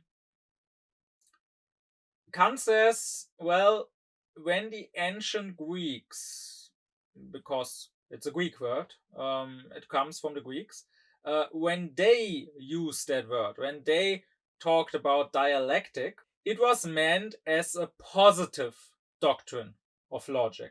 So once again, analytic is negative. It basically just tells you how not to think. And well, dialectic then is supposed to be positive. So it's supposed to not just tell us which knowledge is wrong because it's formally wrong, it's illogical, it doesn't make sense. But dialectic is supposed to tell us which knowledge is right. It's supposed to give us new knowledge. But As I've said before, this, according to Kant, is not possible. This is something that mere logic cannot do. And therefore, dialectic, in this positive sense, is not possible, he says. Well, that means then that dialectic, as this positive, knowledge expanding logic, is basically a scam. And that's what Kant says it was for the ancient Greeks. It was meant to be an art or a doctrine of expanding our knowledge, but Kant says if we look not what it was meant to be or how the ancients talked about it, but what it actually factually was, what they actually did, then all it was an art of scamming people, an art of manipulating people, an art of pretending to expand knowledge, an art of proving something, or rather looking like you're proving something through false arguments. And that is why dialectic by Kant is called also the logic of illusion, because it's an art of creating logical illusions, of making something seem logical and correct, which isn't really a correct argument. This is something that the sophists in the days of Socrates are famous for. Now, if it is so fair to them, if it does them justice to see them as just a bunch of charlatans, that's a different question. One that doesn't really matter here, because I'm talking about Kant and not about the ancient sophists. But at least that's what's associated with them. And to this day, when you call someone a sophist, you are basically saying that they are doing logical tricks, they are doing logical acrobatics to convince people of something that isn't necessarily true. And once again, the ancient sophists were famous for doing this, and they were even proud in some cases of being able to prove and disprove the same statement through logical arguments, to argue both in favor and against something. And Kant says this is clearly an art that is beneath a philosopher. It would be a disgrace to teach this. However, here I want to digress a bit and make what I think is an important note. Here I want to mention that this art is still very much talked. Maybe not so directly, maybe not so openly, but it is talked. I mean, that's what debate clubs, what that is about, being able to argue in favor and against pretty much anything. And that is also what is talked in our schools still. And here I'm remembering a former teacher of mine who, if you ask me, was a terrible teacher, one of the worst I had in school. But she was back then a teacher in training, and during the time she used to teach me, she actually had her final exam, and she passed with flying colors. She actually got top grades. Why? Because the problem wasn't just with her being a bad teacher, the problem is with the system. And in the school system, when you are examined as a teacher, it is not really about whether you're a good teacher or not.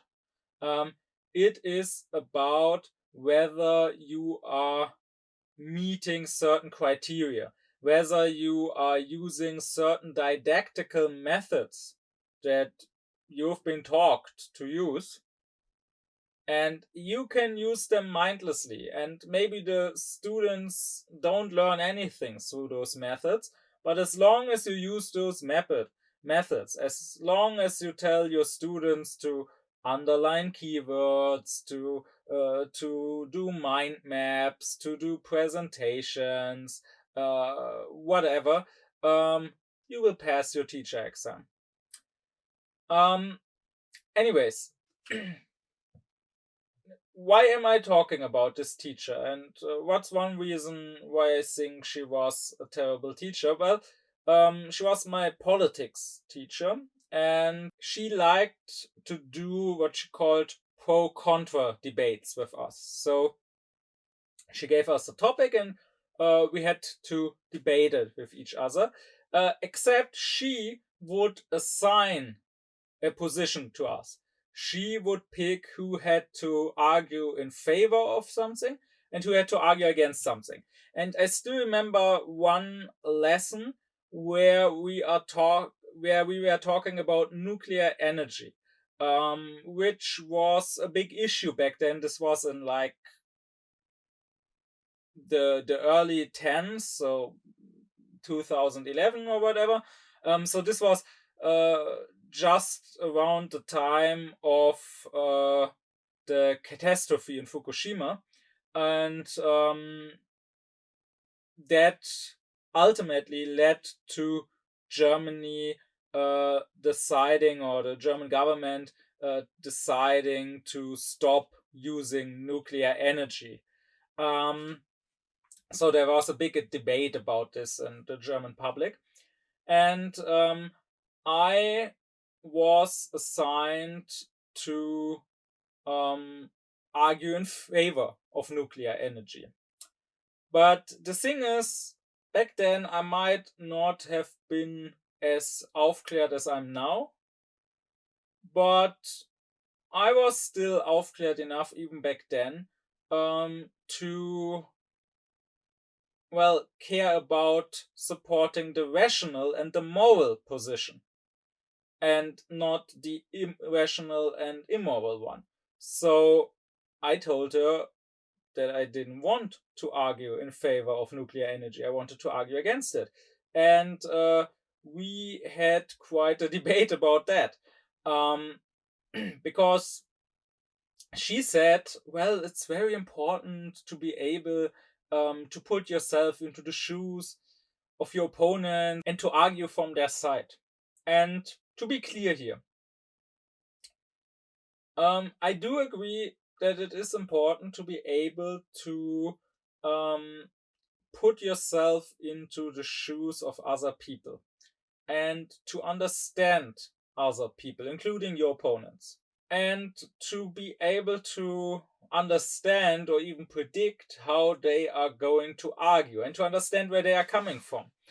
And to be clear, I think that is an ability that is very, very much lacking nowadays. But I'm also quite convinced that it is an ability I possess and possessed even back then to a much higher degree than this teacher. I'm very convinced that it is an ability that doesn't have to do with logic so much, but rather that requires morality and psychological understanding, if anything. But be that as it may, I believe that understanding the other side and understanding where they are coming from and how they are thinking is not the same as being able, or rather being willing, to take up their position and to fight their fight. And what are we really teaching students here? She thought that this was a perfectly fine thing to teach, and that this was an important ability to learn and to train. But I wonder, would she have thought the same way in the case of other topics one could debate? So we were debating nuclear energy, but why not debate slavery? why not debate the Holocaust? And why not assign her to argue in favor of the Holocaust? What's the difference here? It's very important to understand your opponents. So it's very important to understand the Nazis and where they are coming from and to be able to take up their position. And clearly she would not have been fine with that. In fact, she wasn't when I said just this. So ultimately, what we are teaching students here is to be relativists, to not have any sort of convictions, and to be opportunistic. We are teaching them to become able to defend every possible position, even if it's a scummy position, even if it's an evil position. And that is not something we should train. We should actually teach the opposite. We should teach people to care about truth, about actual truth, to not be ready to one day support this side and the next day support this side, but to only support the side that is true and good. And we should teach people to stand by their convictions and to only change their position. I'm not saying about blindly sticking to one belief, even if you are proven wrong, but to only change your position if your belief truly changed, if you truly got shown evidence or arguments that contradict your previous belief, and if you truly got disproven. And I think this culture of relativism and opportunism that children are raised in is a reason for a lot of things wrong in this world. Because what are we preparing these children for? Well, they will probably do great in jobs where it is their job to lie and to defend random positions. They will probably be able to be a spokesman for the government or a spokesman for some company and to defend any possible decision the government makes or any possible policy of that company, and to defend it even when the government, the president or whoever, one day has this position and the next day switches around and has another position. His spokesman will still stand in front of the media and somehow find arguments why this all makes sense. And this is what we are training. And not only that, but let's take a look at the common people and at their daily life. One should realize that the common person is a liar. The common person is a sophist. Some are better at it, some are worse at it, but the majority of people are sophists of their own desires. So they don't care about truth, or they don't care about what's right. They care about their self-interest. They care about their desires, and their reason doesn't take the lead. They are not using their rationality to find out what is true and what is right, but rather they abuse and misuse their own reason to rationalize, to justify whatever their desires want. So I talk to people who regularly fly on vacation, and most of them don't have the courage to just say, well, I'm an asshole, I'm selfish, I don't care if our civilization breaks down, I don't care if millions of people die, I just want to fly, I just want to enjoy my vacation, may the world burn down. If they were saying that, then you could blame them morally, but you could at least respect their honesty. But most people will rather say, when you confront them, when you tell them what flying does to the climate, and how close we are to a complete collapse of our climate. Close enough that it's, at this point, increasingly unlikely that we will still turn things around. When you tell them that, they will say something like, yeah, well, that may be, maybe flying isn't so good for the climate, but if I, as a single person, change my ways and stop flying, nothing will change. And anyways, what can a country like, in my case, Germany, do if the Chinese don't start doing something first? Well, that's obviously just dishonest.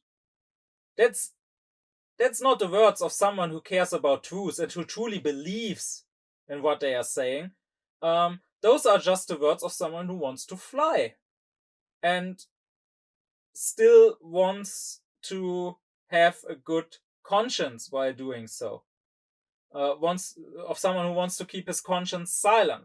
So, I mean, just imagine this in another scenario. Imagine you're sitting in a house that's burning down, and I'm telling you the house is burning.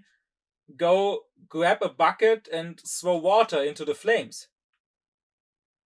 You wouldn't start arguing with me and telling me, well, yes, but me throwing a bucket of water or two into the flames is not going to make a difference if my neighbor doesn't do the same in his burning apartment.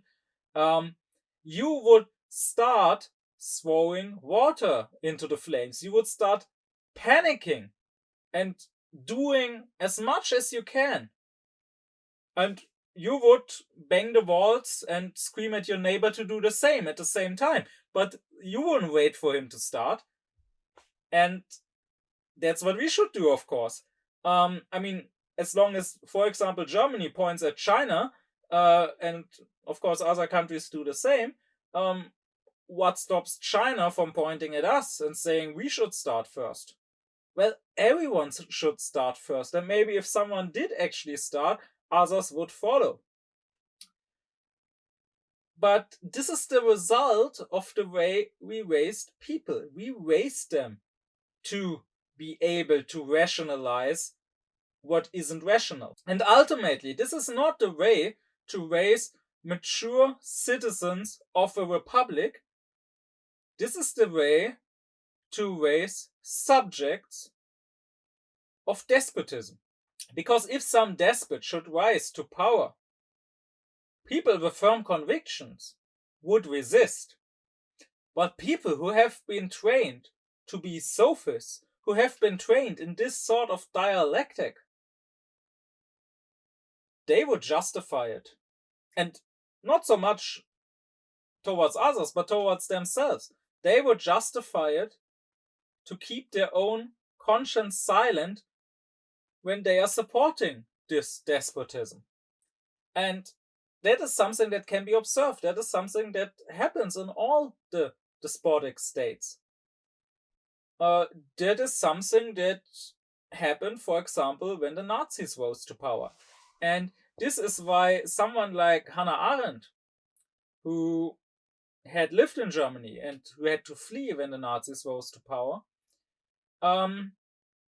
why she, after 1933, became very critical of most intellectuals. This is why for a while she even said she didn't want to have anything to do anymore with all these intellectual things, because what she observed was that many people she knew fell in line. And it wasn't the dumb people, it wasn't the uneducated people, the easily manipulated people, but it was the smart people. It was the educated, the intellectual people, the ones who should have known better. Arendt recognized that they didn't need to be manipulated. They were able to manipulate themselves. And she was appalled at how, in her words, they came up with things about Hitler. They were able to justify Hitler and to explain why what was happening was great for Germany and why it was right that way. And that very much disturbed her. And I think that is something that hasn't changed. Still, intellectuals are able to always come up with something about anything, to explain away and to justify anything. And whatever the current reigning ideology may be, go to a university and you will find people there perfectly able to justify it. And I guarantee you that if things change, and if the reigning ideology is replaced with another one, they won't collectively resign. They won't collectively resist. Even if beforehand they could explain so amazingly why the previous system was so great, they will now have equally good explanations why the new system is so great. So we should distrust this sort of dialectic. Kant calls this art sophistical dialectic, to distinguish it from the one that he is teaching, which he calls critical dialectic. Because if dialectic is the logic of illusion, as Kant puts it, then you could teach dialectic in a sophistical way, and that would mean the art of creating logical illusions. And as I already said, that is something Kant doesn't want to teach, and something no philosopher will want to teach. But you could also take dialectic, Kant says, as the art of dispelling illusions, as the art of realizing when something is a logical illusion. And that's the critical dialectic. That's the one he is teaching. And this one is a very important part of Kant's philosophy and also of his critical project.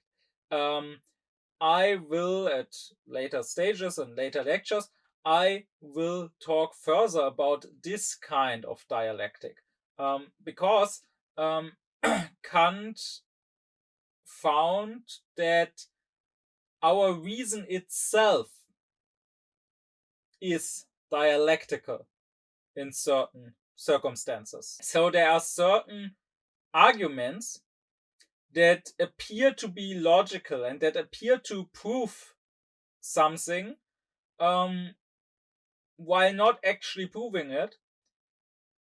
So dialectical arguments, there are certain such dialectical arguments, Kant says, that are not made up by sophists at will to fool people, but rather that are created by our own reason.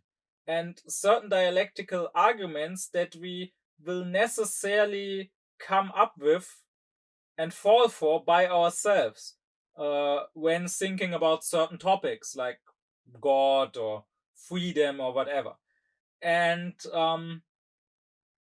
this natural, so to say, dialectic in our reason, this is what Kant wanted to dispel. And so in all of his critiques, you will find a chapter dedicated to the dialectic of pure reason, the dialectic of practical reason, where Kant tries to make this natural illusion that our reason creates for ourselves go away through critical dialectic. But as I said, this is something I will talk more about at a later stage. For now, I want to conclude what I have to say about logic, and that is that both analytic and dialectic are part of pure logic. But as I explained in an earlier lecture, all the sciences, according to Kant, have a pure and an applied part. The pure logic, Kant says, is true for all beings of reason. So there are certain formal rules for rational thought that have to apply not just to humans, but also to aliens or to angels, if there are such. So here we can abstract from our human condition. Well, applied logic, Kant says, would be about things like errors in thought or prejudices or whatever. Things that are specific to the human race, because they depend on our empirical conditions. This is also why this applied logic, Kant says, would have to borrow knowledge from empirical psychology, from empirical psychological knowledge about how humans function. And while the general rules for thinking and for what is a formally correct argument, a formally correct conclusion, while they would be true for all reasonable beings, we could think of beings, for example, like let's say angels, that maybe could think rationally, but maybe couldn't have prejudices like we do. Maybe couldn't be led astray in their thinking by their own self-interest like we can. But enough about logic. Let's look at material philosophy, because that's the, as I already said, that's the more interesting and more important one. And material philosophy is once again divided into two parts. That is theoretical philosophy and practical philosophy. And that's a division that Kant didn't come up with. That's a division that existed even back in ancient philosophy. Once again, what Kant did, and what we have to praise Kant for, is that he is the first to come up with a proper distinction between those two. Because just like between philosophical science and mathematics, he makes his distinction based on principles. So he asks, what are the two different principles these two different branches of philosophy stem from? Well, insofar as they are material philosophy, they both try to find knowledge about certain objects, about certain matters. So the difference can be found by asking ourselves, what objects can we have scientific knowledge of? And Kant says there are only two objects. One is being. So I can try to have knowledge of the things that are, the things that exist. And that would be theoretical philosophy. The word that Kant uses for the sum of everything that exists is nature. So theoretical philosophy is philosophy of nature. I want to clarify, however, that nature here is to be understood in the broadest possible sense. So nature doesn't mean what we would usually call nature, but nature rather would also include things that you would usually call supernatural, like God or like the soul. Nature really just means everything that is. So theoretical philosophy does include natural science, like physics, because it does ask about the nature of this world. It does ask about the nature of matter and of energy and of the different forces that make up this universe. But philosophy of nature or theoretical philosophy would also include theology, because it would also ask about the nature of God and about whether there is a God.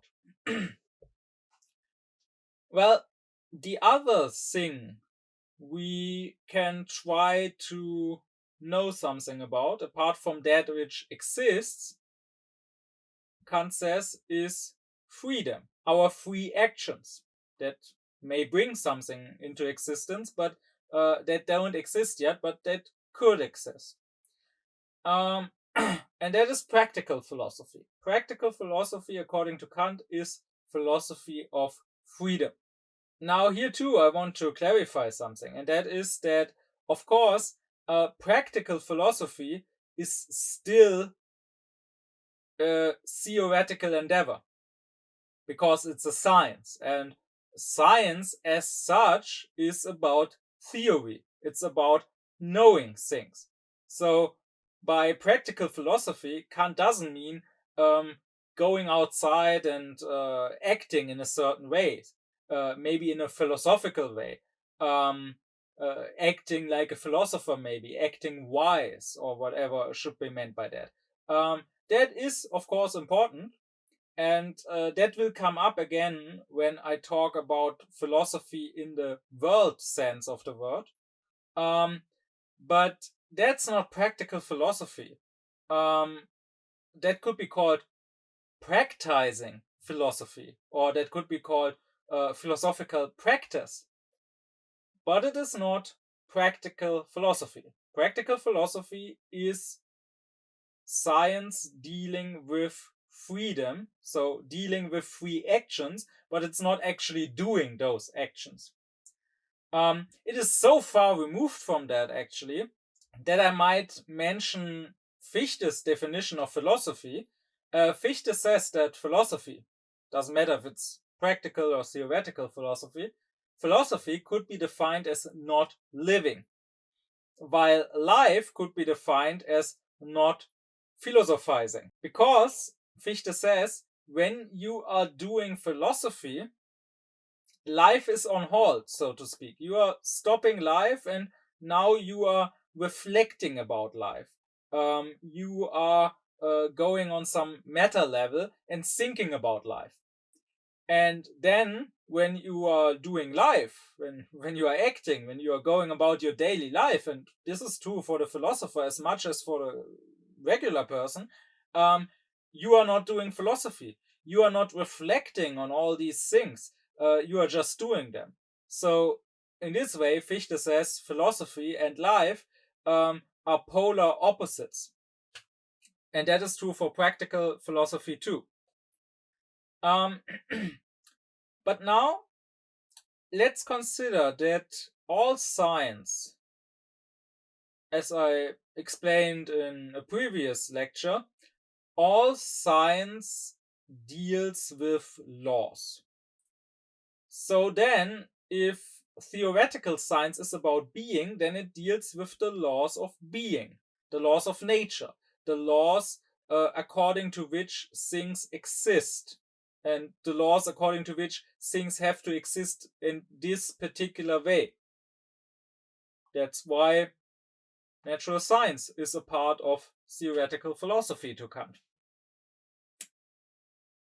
But what about the other side? What about practical philosophy?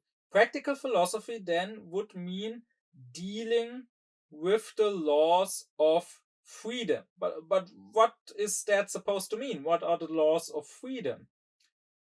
One could assume that what is meant here is the laws that determine what could be, the laws that determine what we can do or can't do.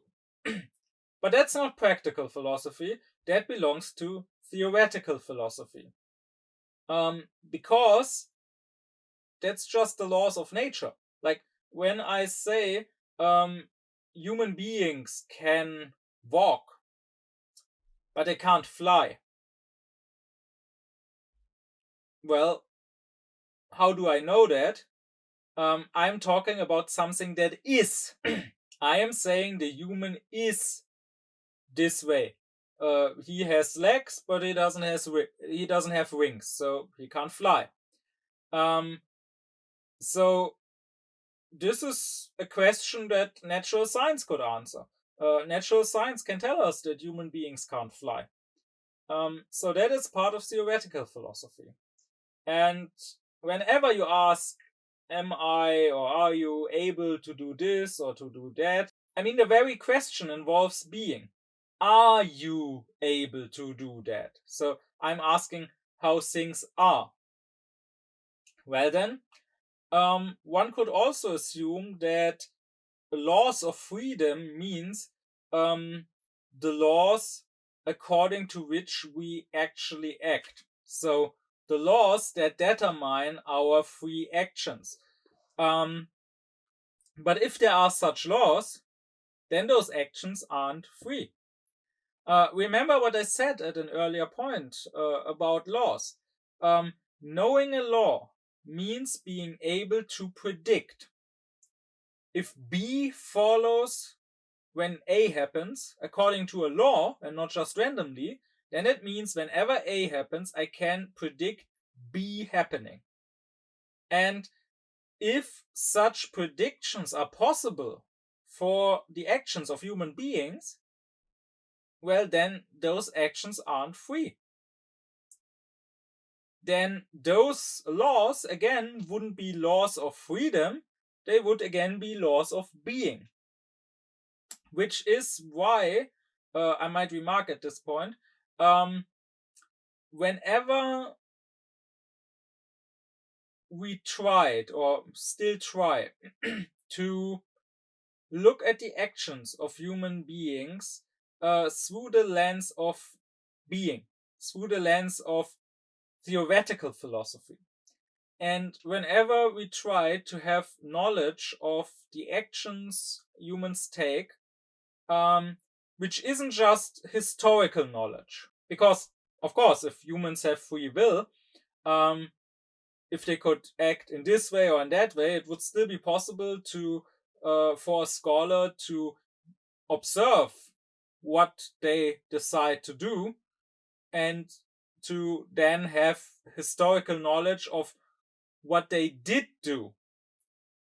But that's not knowledge of laws, that's not scientific, because I just know that humans did act in this or that way.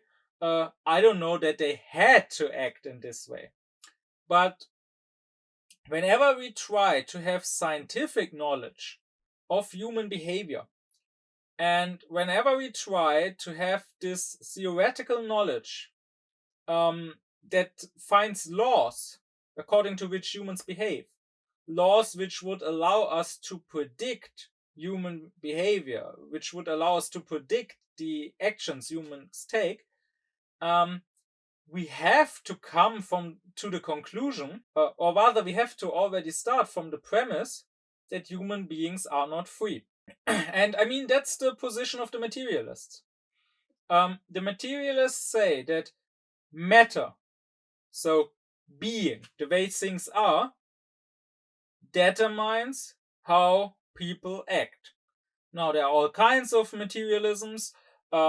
So you could think of, for example, Marx and his historical and economic materialism. The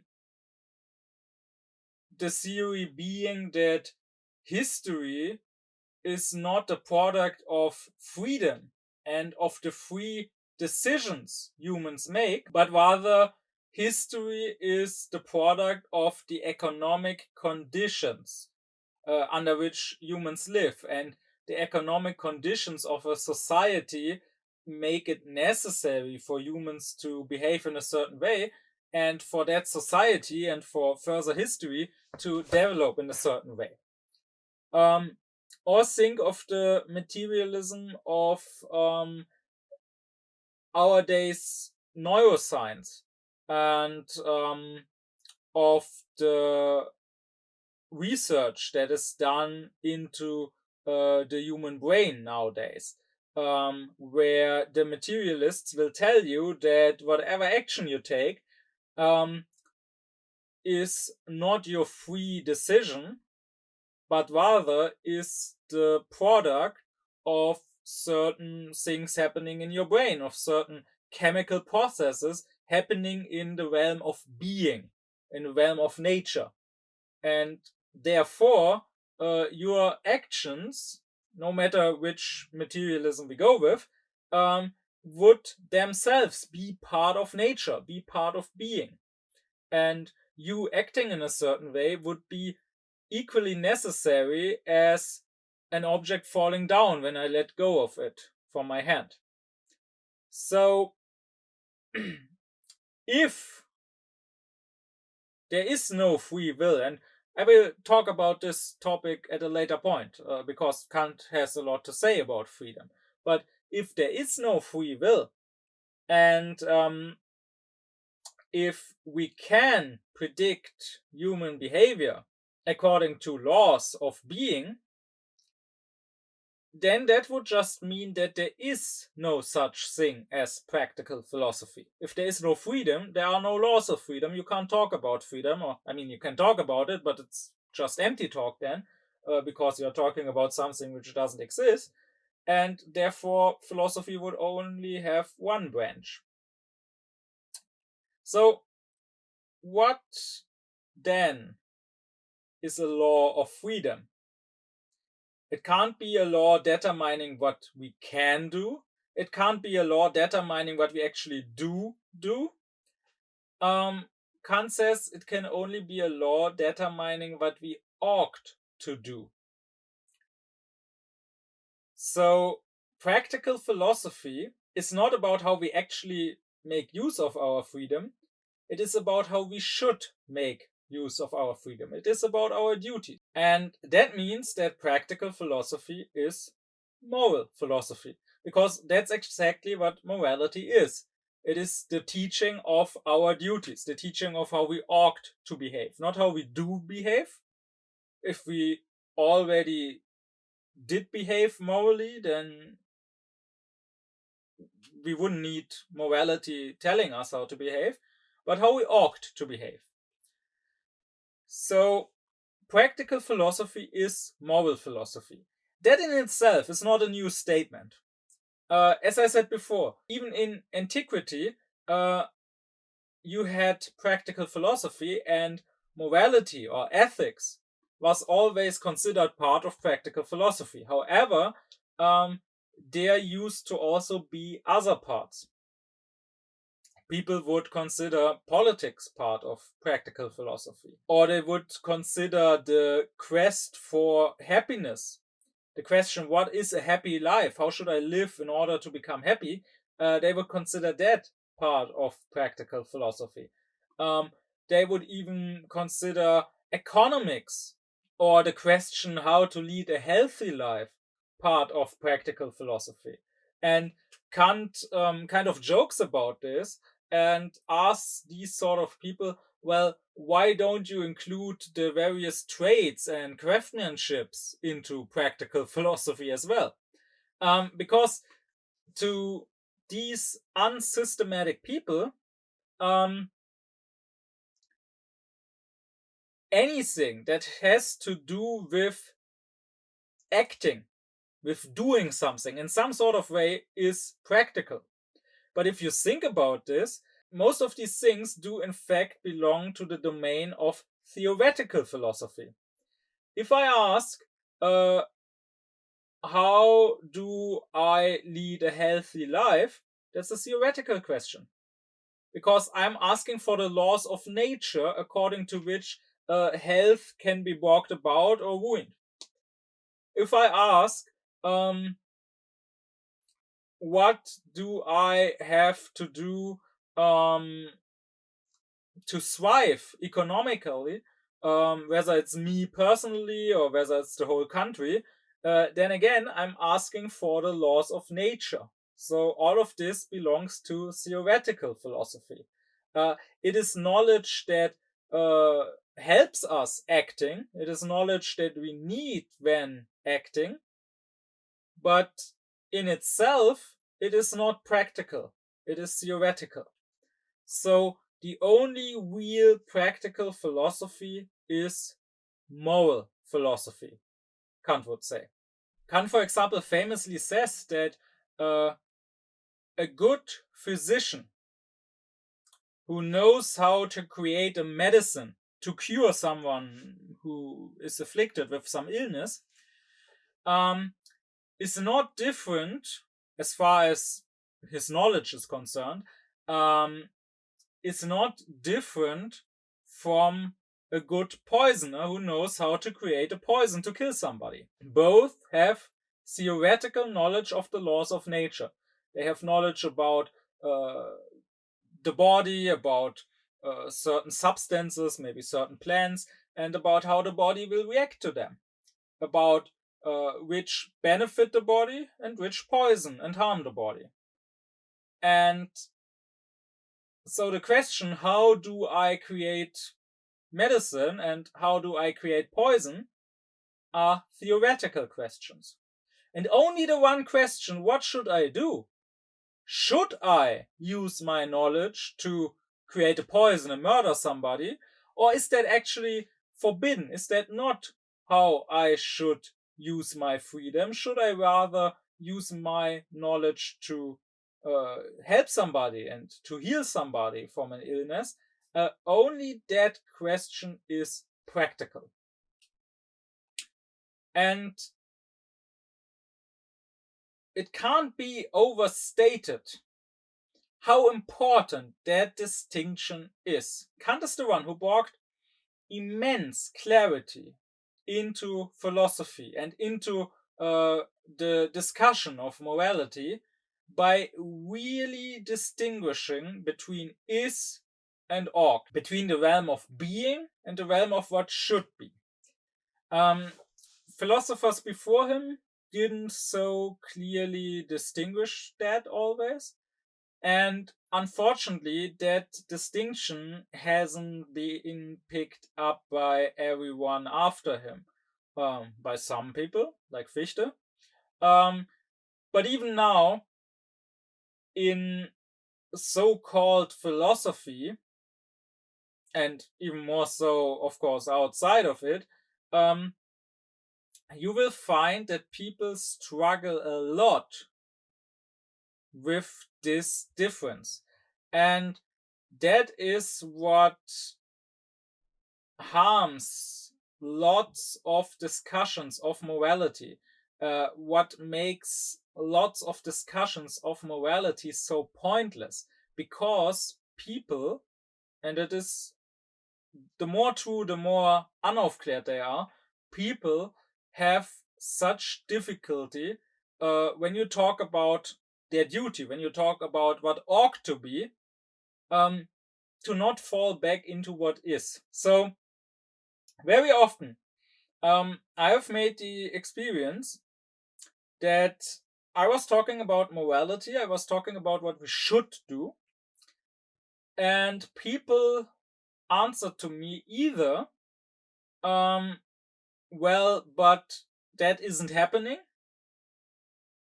or that can't happen. And both of that may be true or not, but it is not about what ought to happen at all. So it's not really an answer to what I talked about, it's a change of topic. So, for example, I might tell someone, there should be world peace. And this should not be a controversial statement. I mean, it's obvious that war is wrong. And therefore, we should strive for peace. We should do our best to create world peace eventually. Of course, it won't come about just tomorrow, but it is obviously that it is our duty to create peace on Earth. And when I say that, some people would reply, oh, you are so naive, that will never happen. War is part of human nature. Humans have always fought wars and they always will be. And, well, that may be true. It may also be wrong. And I don't see how, even if it was true, you could possibly prove that. But that's beside the point now.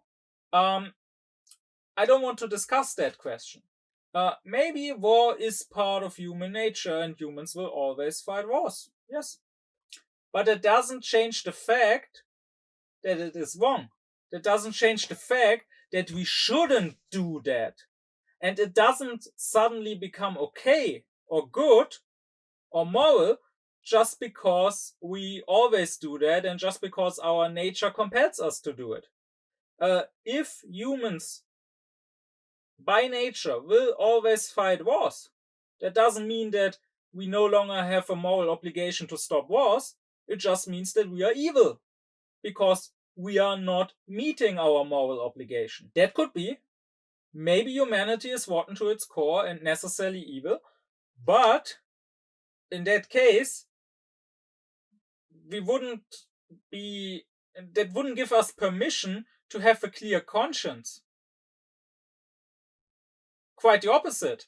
That would give us the duty, Kant would say, to at least despise ourselves for being so evil.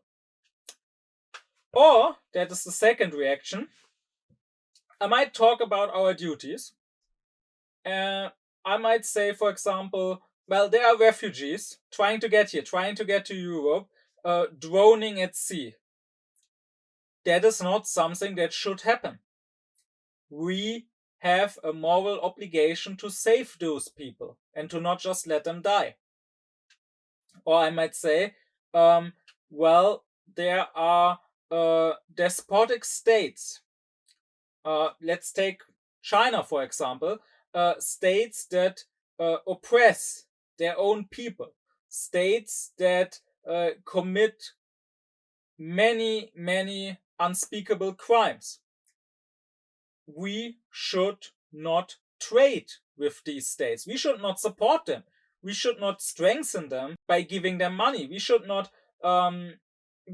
buy products from, for example, China that were made through slave labor by political prisoners who are tortured and who are forced under terrible conditions to create these products in prisons so that we here in the West have cheap products. We shouldn't buy such products. Or when I say, well, there's a climate crisis that even now, as I speak, is ruining the lives of people, is killing many, many people, and it is only going to get worse. It is possibly going to get to a point where it means the total collapse of our global civilization. So we ought to do everything in our power to stop that. None of these statements are in any possible way controversial. I mean, they are so obviously true that anyone who disagrees with any of that must be absolute scum. I mean, you can't possibly say, yeah, it's perfectly fine and okay to let people drown at sea. Or it is perfectly fine and okay to support oppressors and torturers and murderers and to buy products that were made through slave labor. Or it is perfectly fine and okay to ruin the global climate and to bring about the collapse of our society. That's obviously not okay. And you don't need to be a philosopher. You don't need to have a complicated moral theory in your head to know that this is wrong. I can ask every small child if that is right or wrong, and the child will probably tell me the right answer. But many people will respond with something along the lines of, well, yes, things are not perfect. It's a shame that things are the way they are, but we can't change it. That's what it comes down to. They always say, we can't. I say we should, and they say we can't. They are going to say, well, if we save all the refugees and take them, in my case, into Germany or into other countries, then that will bring about chaos, they will cause crime, and they will take our money, and so on and so on. And if we stop trading with China or other such countries, that will harm our economy, and then our society will break down. We are dependent on China. Or if we change our lifestyle, if we change how much energy we consume, or if we don't consume fossil fuels anymore, that again will hurt our economy, it will hurt our society, our way of living. Some people will say, do you want us to go back to the Middle Ages or what? Which of course is quite dishonest, because no serious climate researcher ever claimed that we would have to go back to living like in medieval times. So I might add that yes, if that was the only option, I would want that to happen, because um, people have lived in the Middle Ages, well, for the whole Middle Ages. So apparently it's possible. I'm not saying it's perfect, but it is possible. While on the other hand, whether it's possible for us to live in a world that has been heated by 5 degrees, whether that's possible, that's not so certain. So yes, if it came down to that, I would actually prefer the Middle Ages, but that's really besides the point, because we don't actually have to live like in the Middle Ages again. But you can see that always people will say, well, it's not possible to behave morally.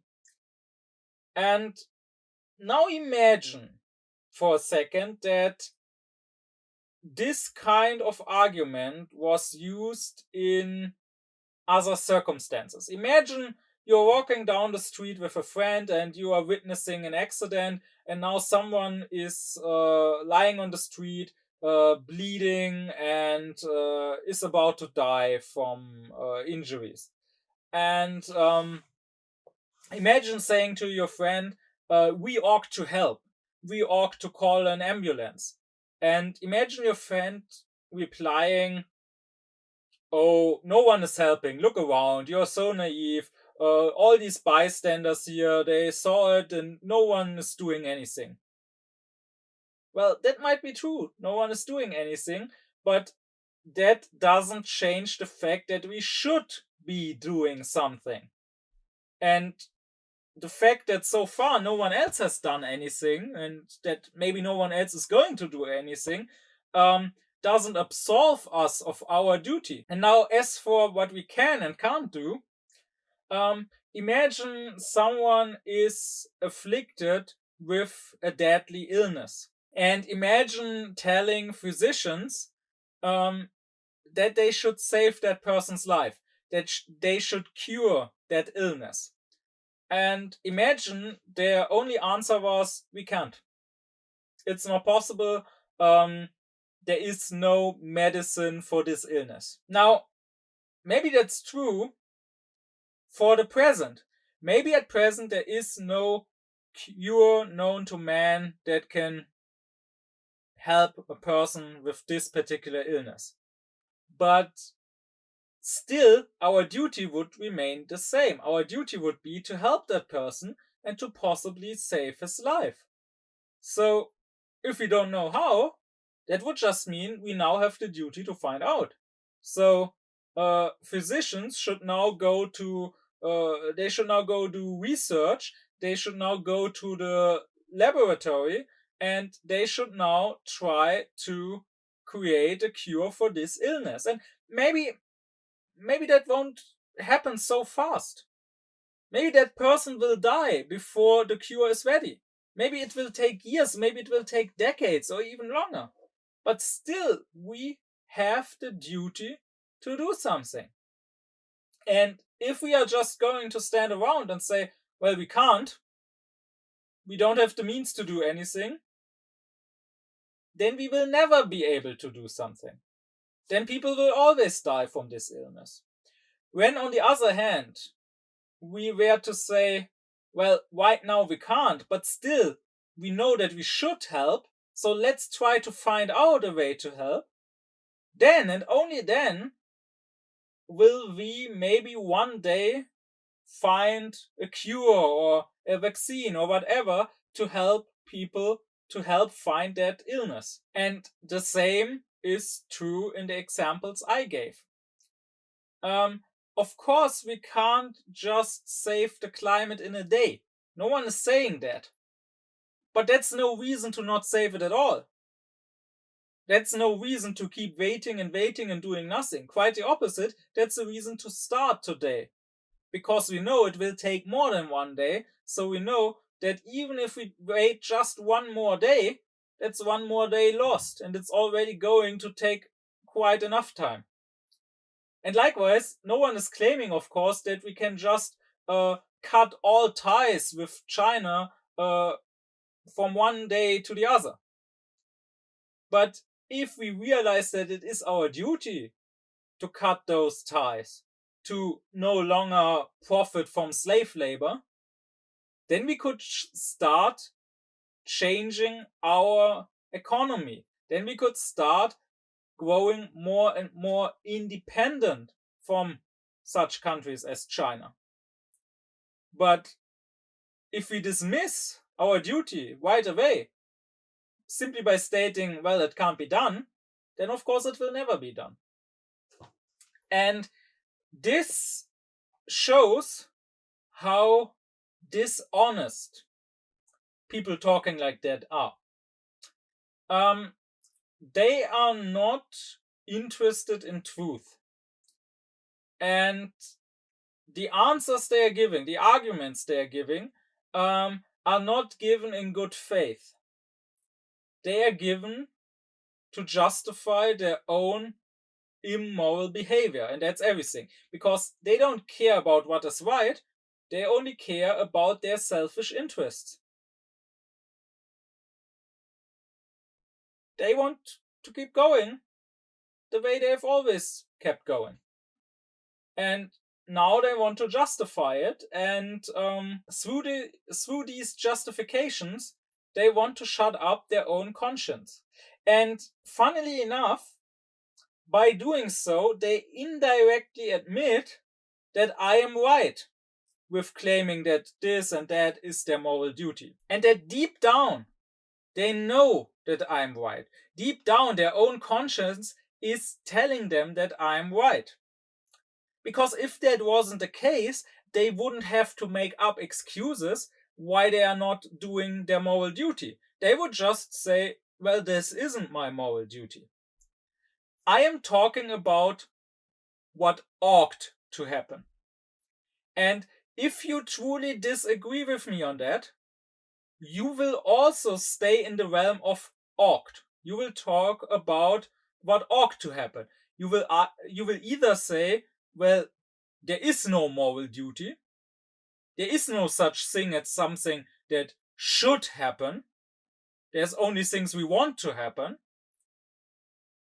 Or you would say, well, maybe we do have certain moral duties, but this isn't one of them. This isn't something, world peace, for example, this isn't something that should happen.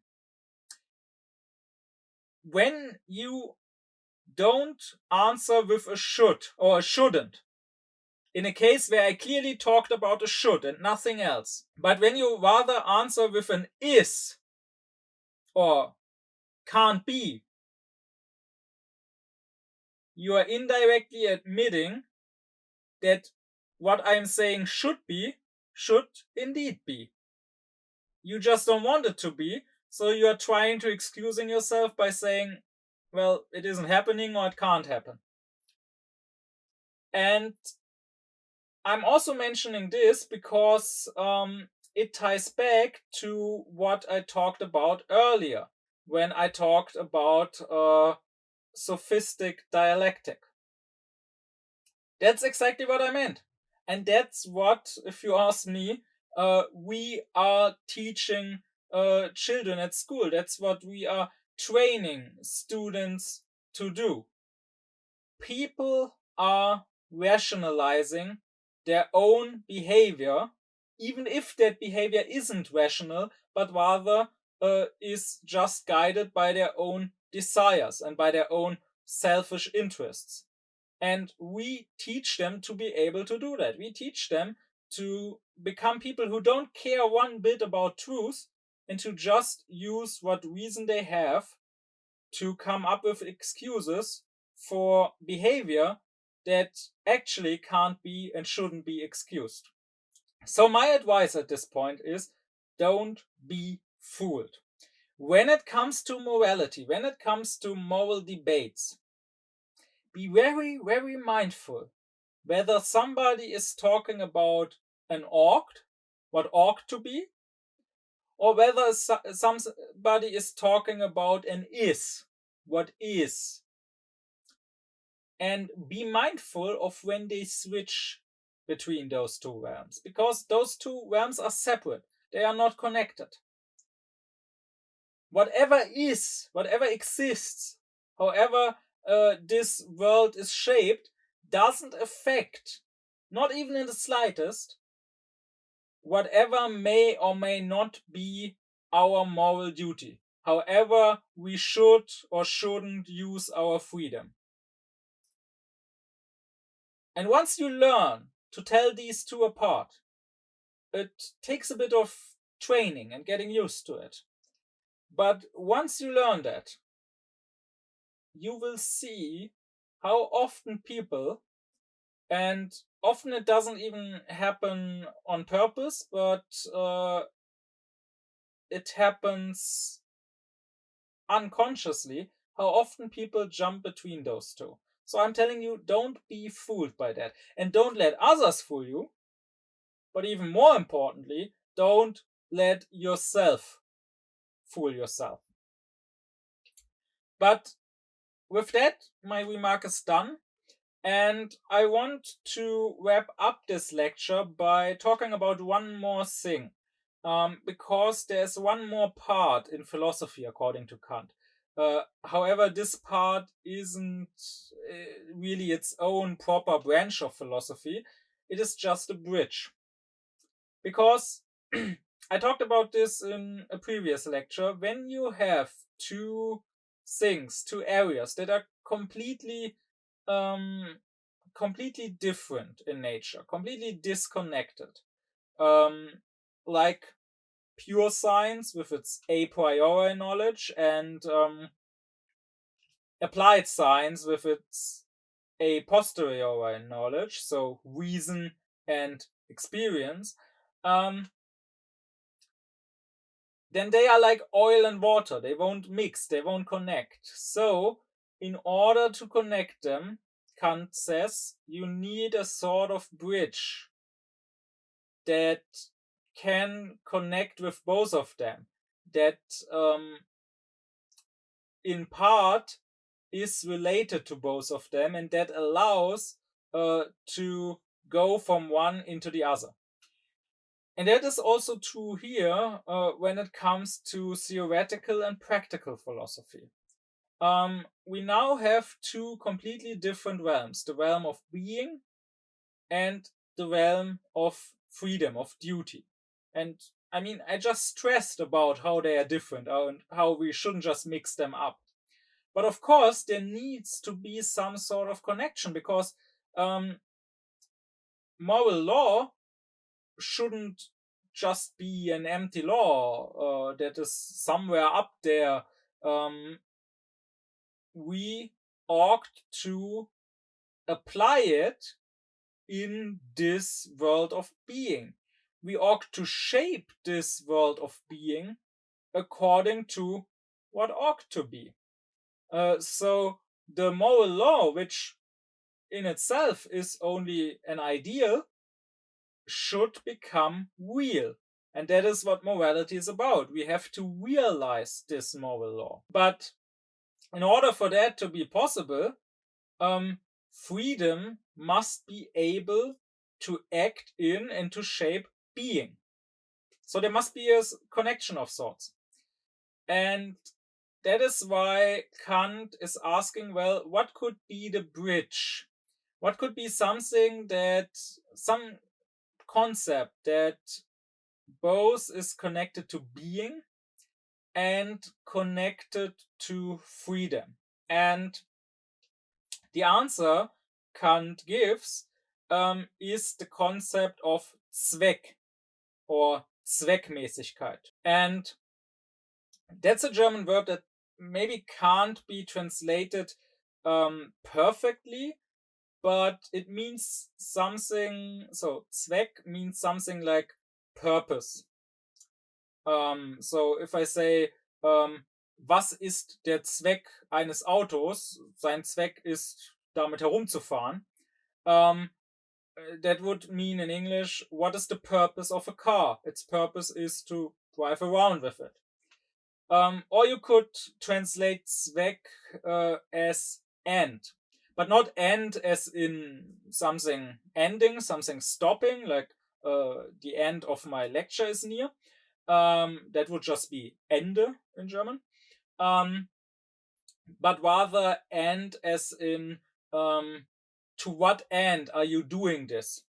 Zu welchem Zweck tust du das? Or you could possibly translate Zweck with point, but not point as in a certain point in space, but rather point as in saying, what is the point of this? Was ist der Zweck hiervon? Or also, when you say, stop doing this, it is pointless. I would say in German, hör auf, das zu tun, es ist zwecklos. Zwecklos being the same as pointless. And then zweckmäßig means that something is meeting its Zweck, so to say.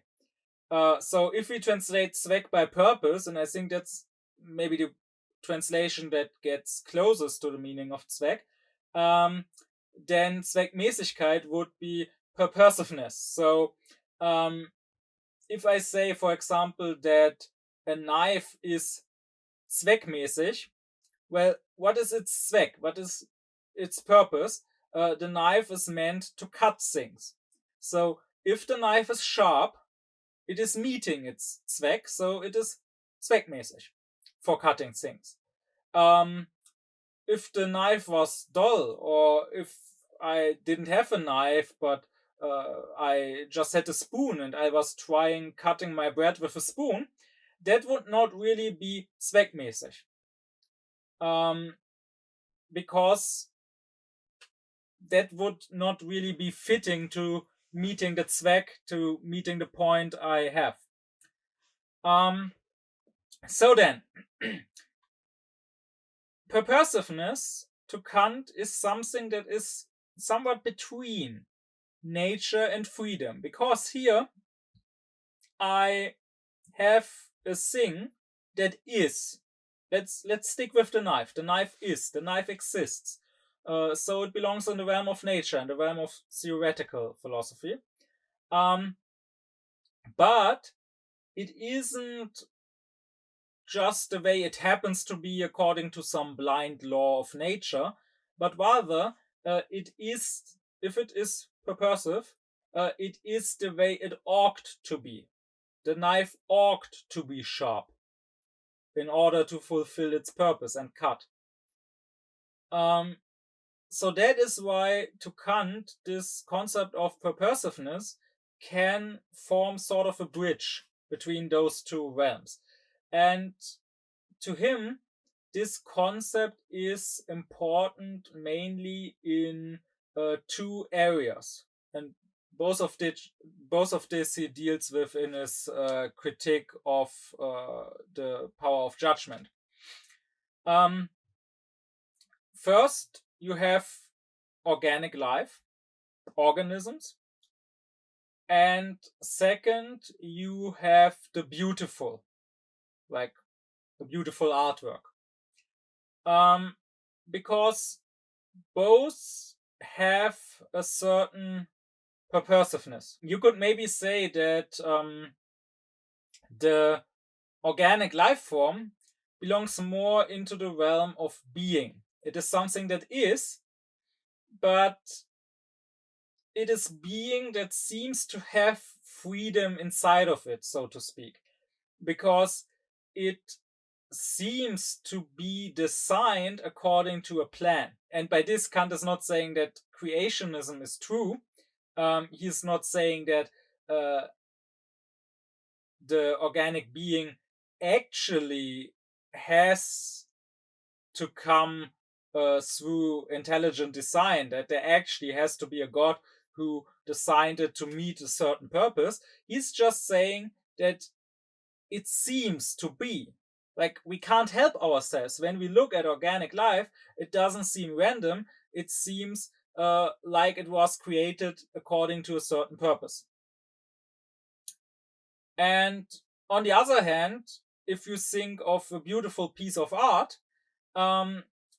we could say that it is a product not of nature, but of freedom, because the artist decided to create it, but one that seems to have nature inside of it, or that seems to be natural, just like the organic being is a product of nature that seems to come from freedom. Because if we are talking about true art, it should seem natural in a way. It should not seem too artificial. Like, if you have a poem and it rhymes, it should not be too obvious that the poet struggled with finding the correct rhyme. If it is a great poem, it will appear. Doesn't mean that it really was that way. Just like the way organic beings appear to be designed doesn't mean they actually are designed, but it appears like the artist didn't struggle with finding the rhymes at all, but like it just naturally came about this way. So in that way, purposiveness Kant says, can build a bridge between the theoretical, the being, and the practical, the freedom. What exactly he says about this topic, I will come back to in later lectures, just like I will come back to theoretical and practical philosophy and what Kant has to say about those in later lectures. For now, it was just important for me to explain the structure, the system of philosophy according to Kant. So you have formal philosophy, that is logic, and you have material philosophy, which in turn is divided into theoretical and practical philosophy, both being connected by not a third branch of philosophy, but by the reflection on this concept of purposiveness. My deep thanks be to my supporters: Kubilai Celik, Thomas Deuringer, Garnau Klaufen, Benjamin Lehning, Oblomov, Samit Özkilic, Christos Pai, Alexander Reuter, Elif Özün, Yasin Özün, as well as to all others who support me and my aufkläring course.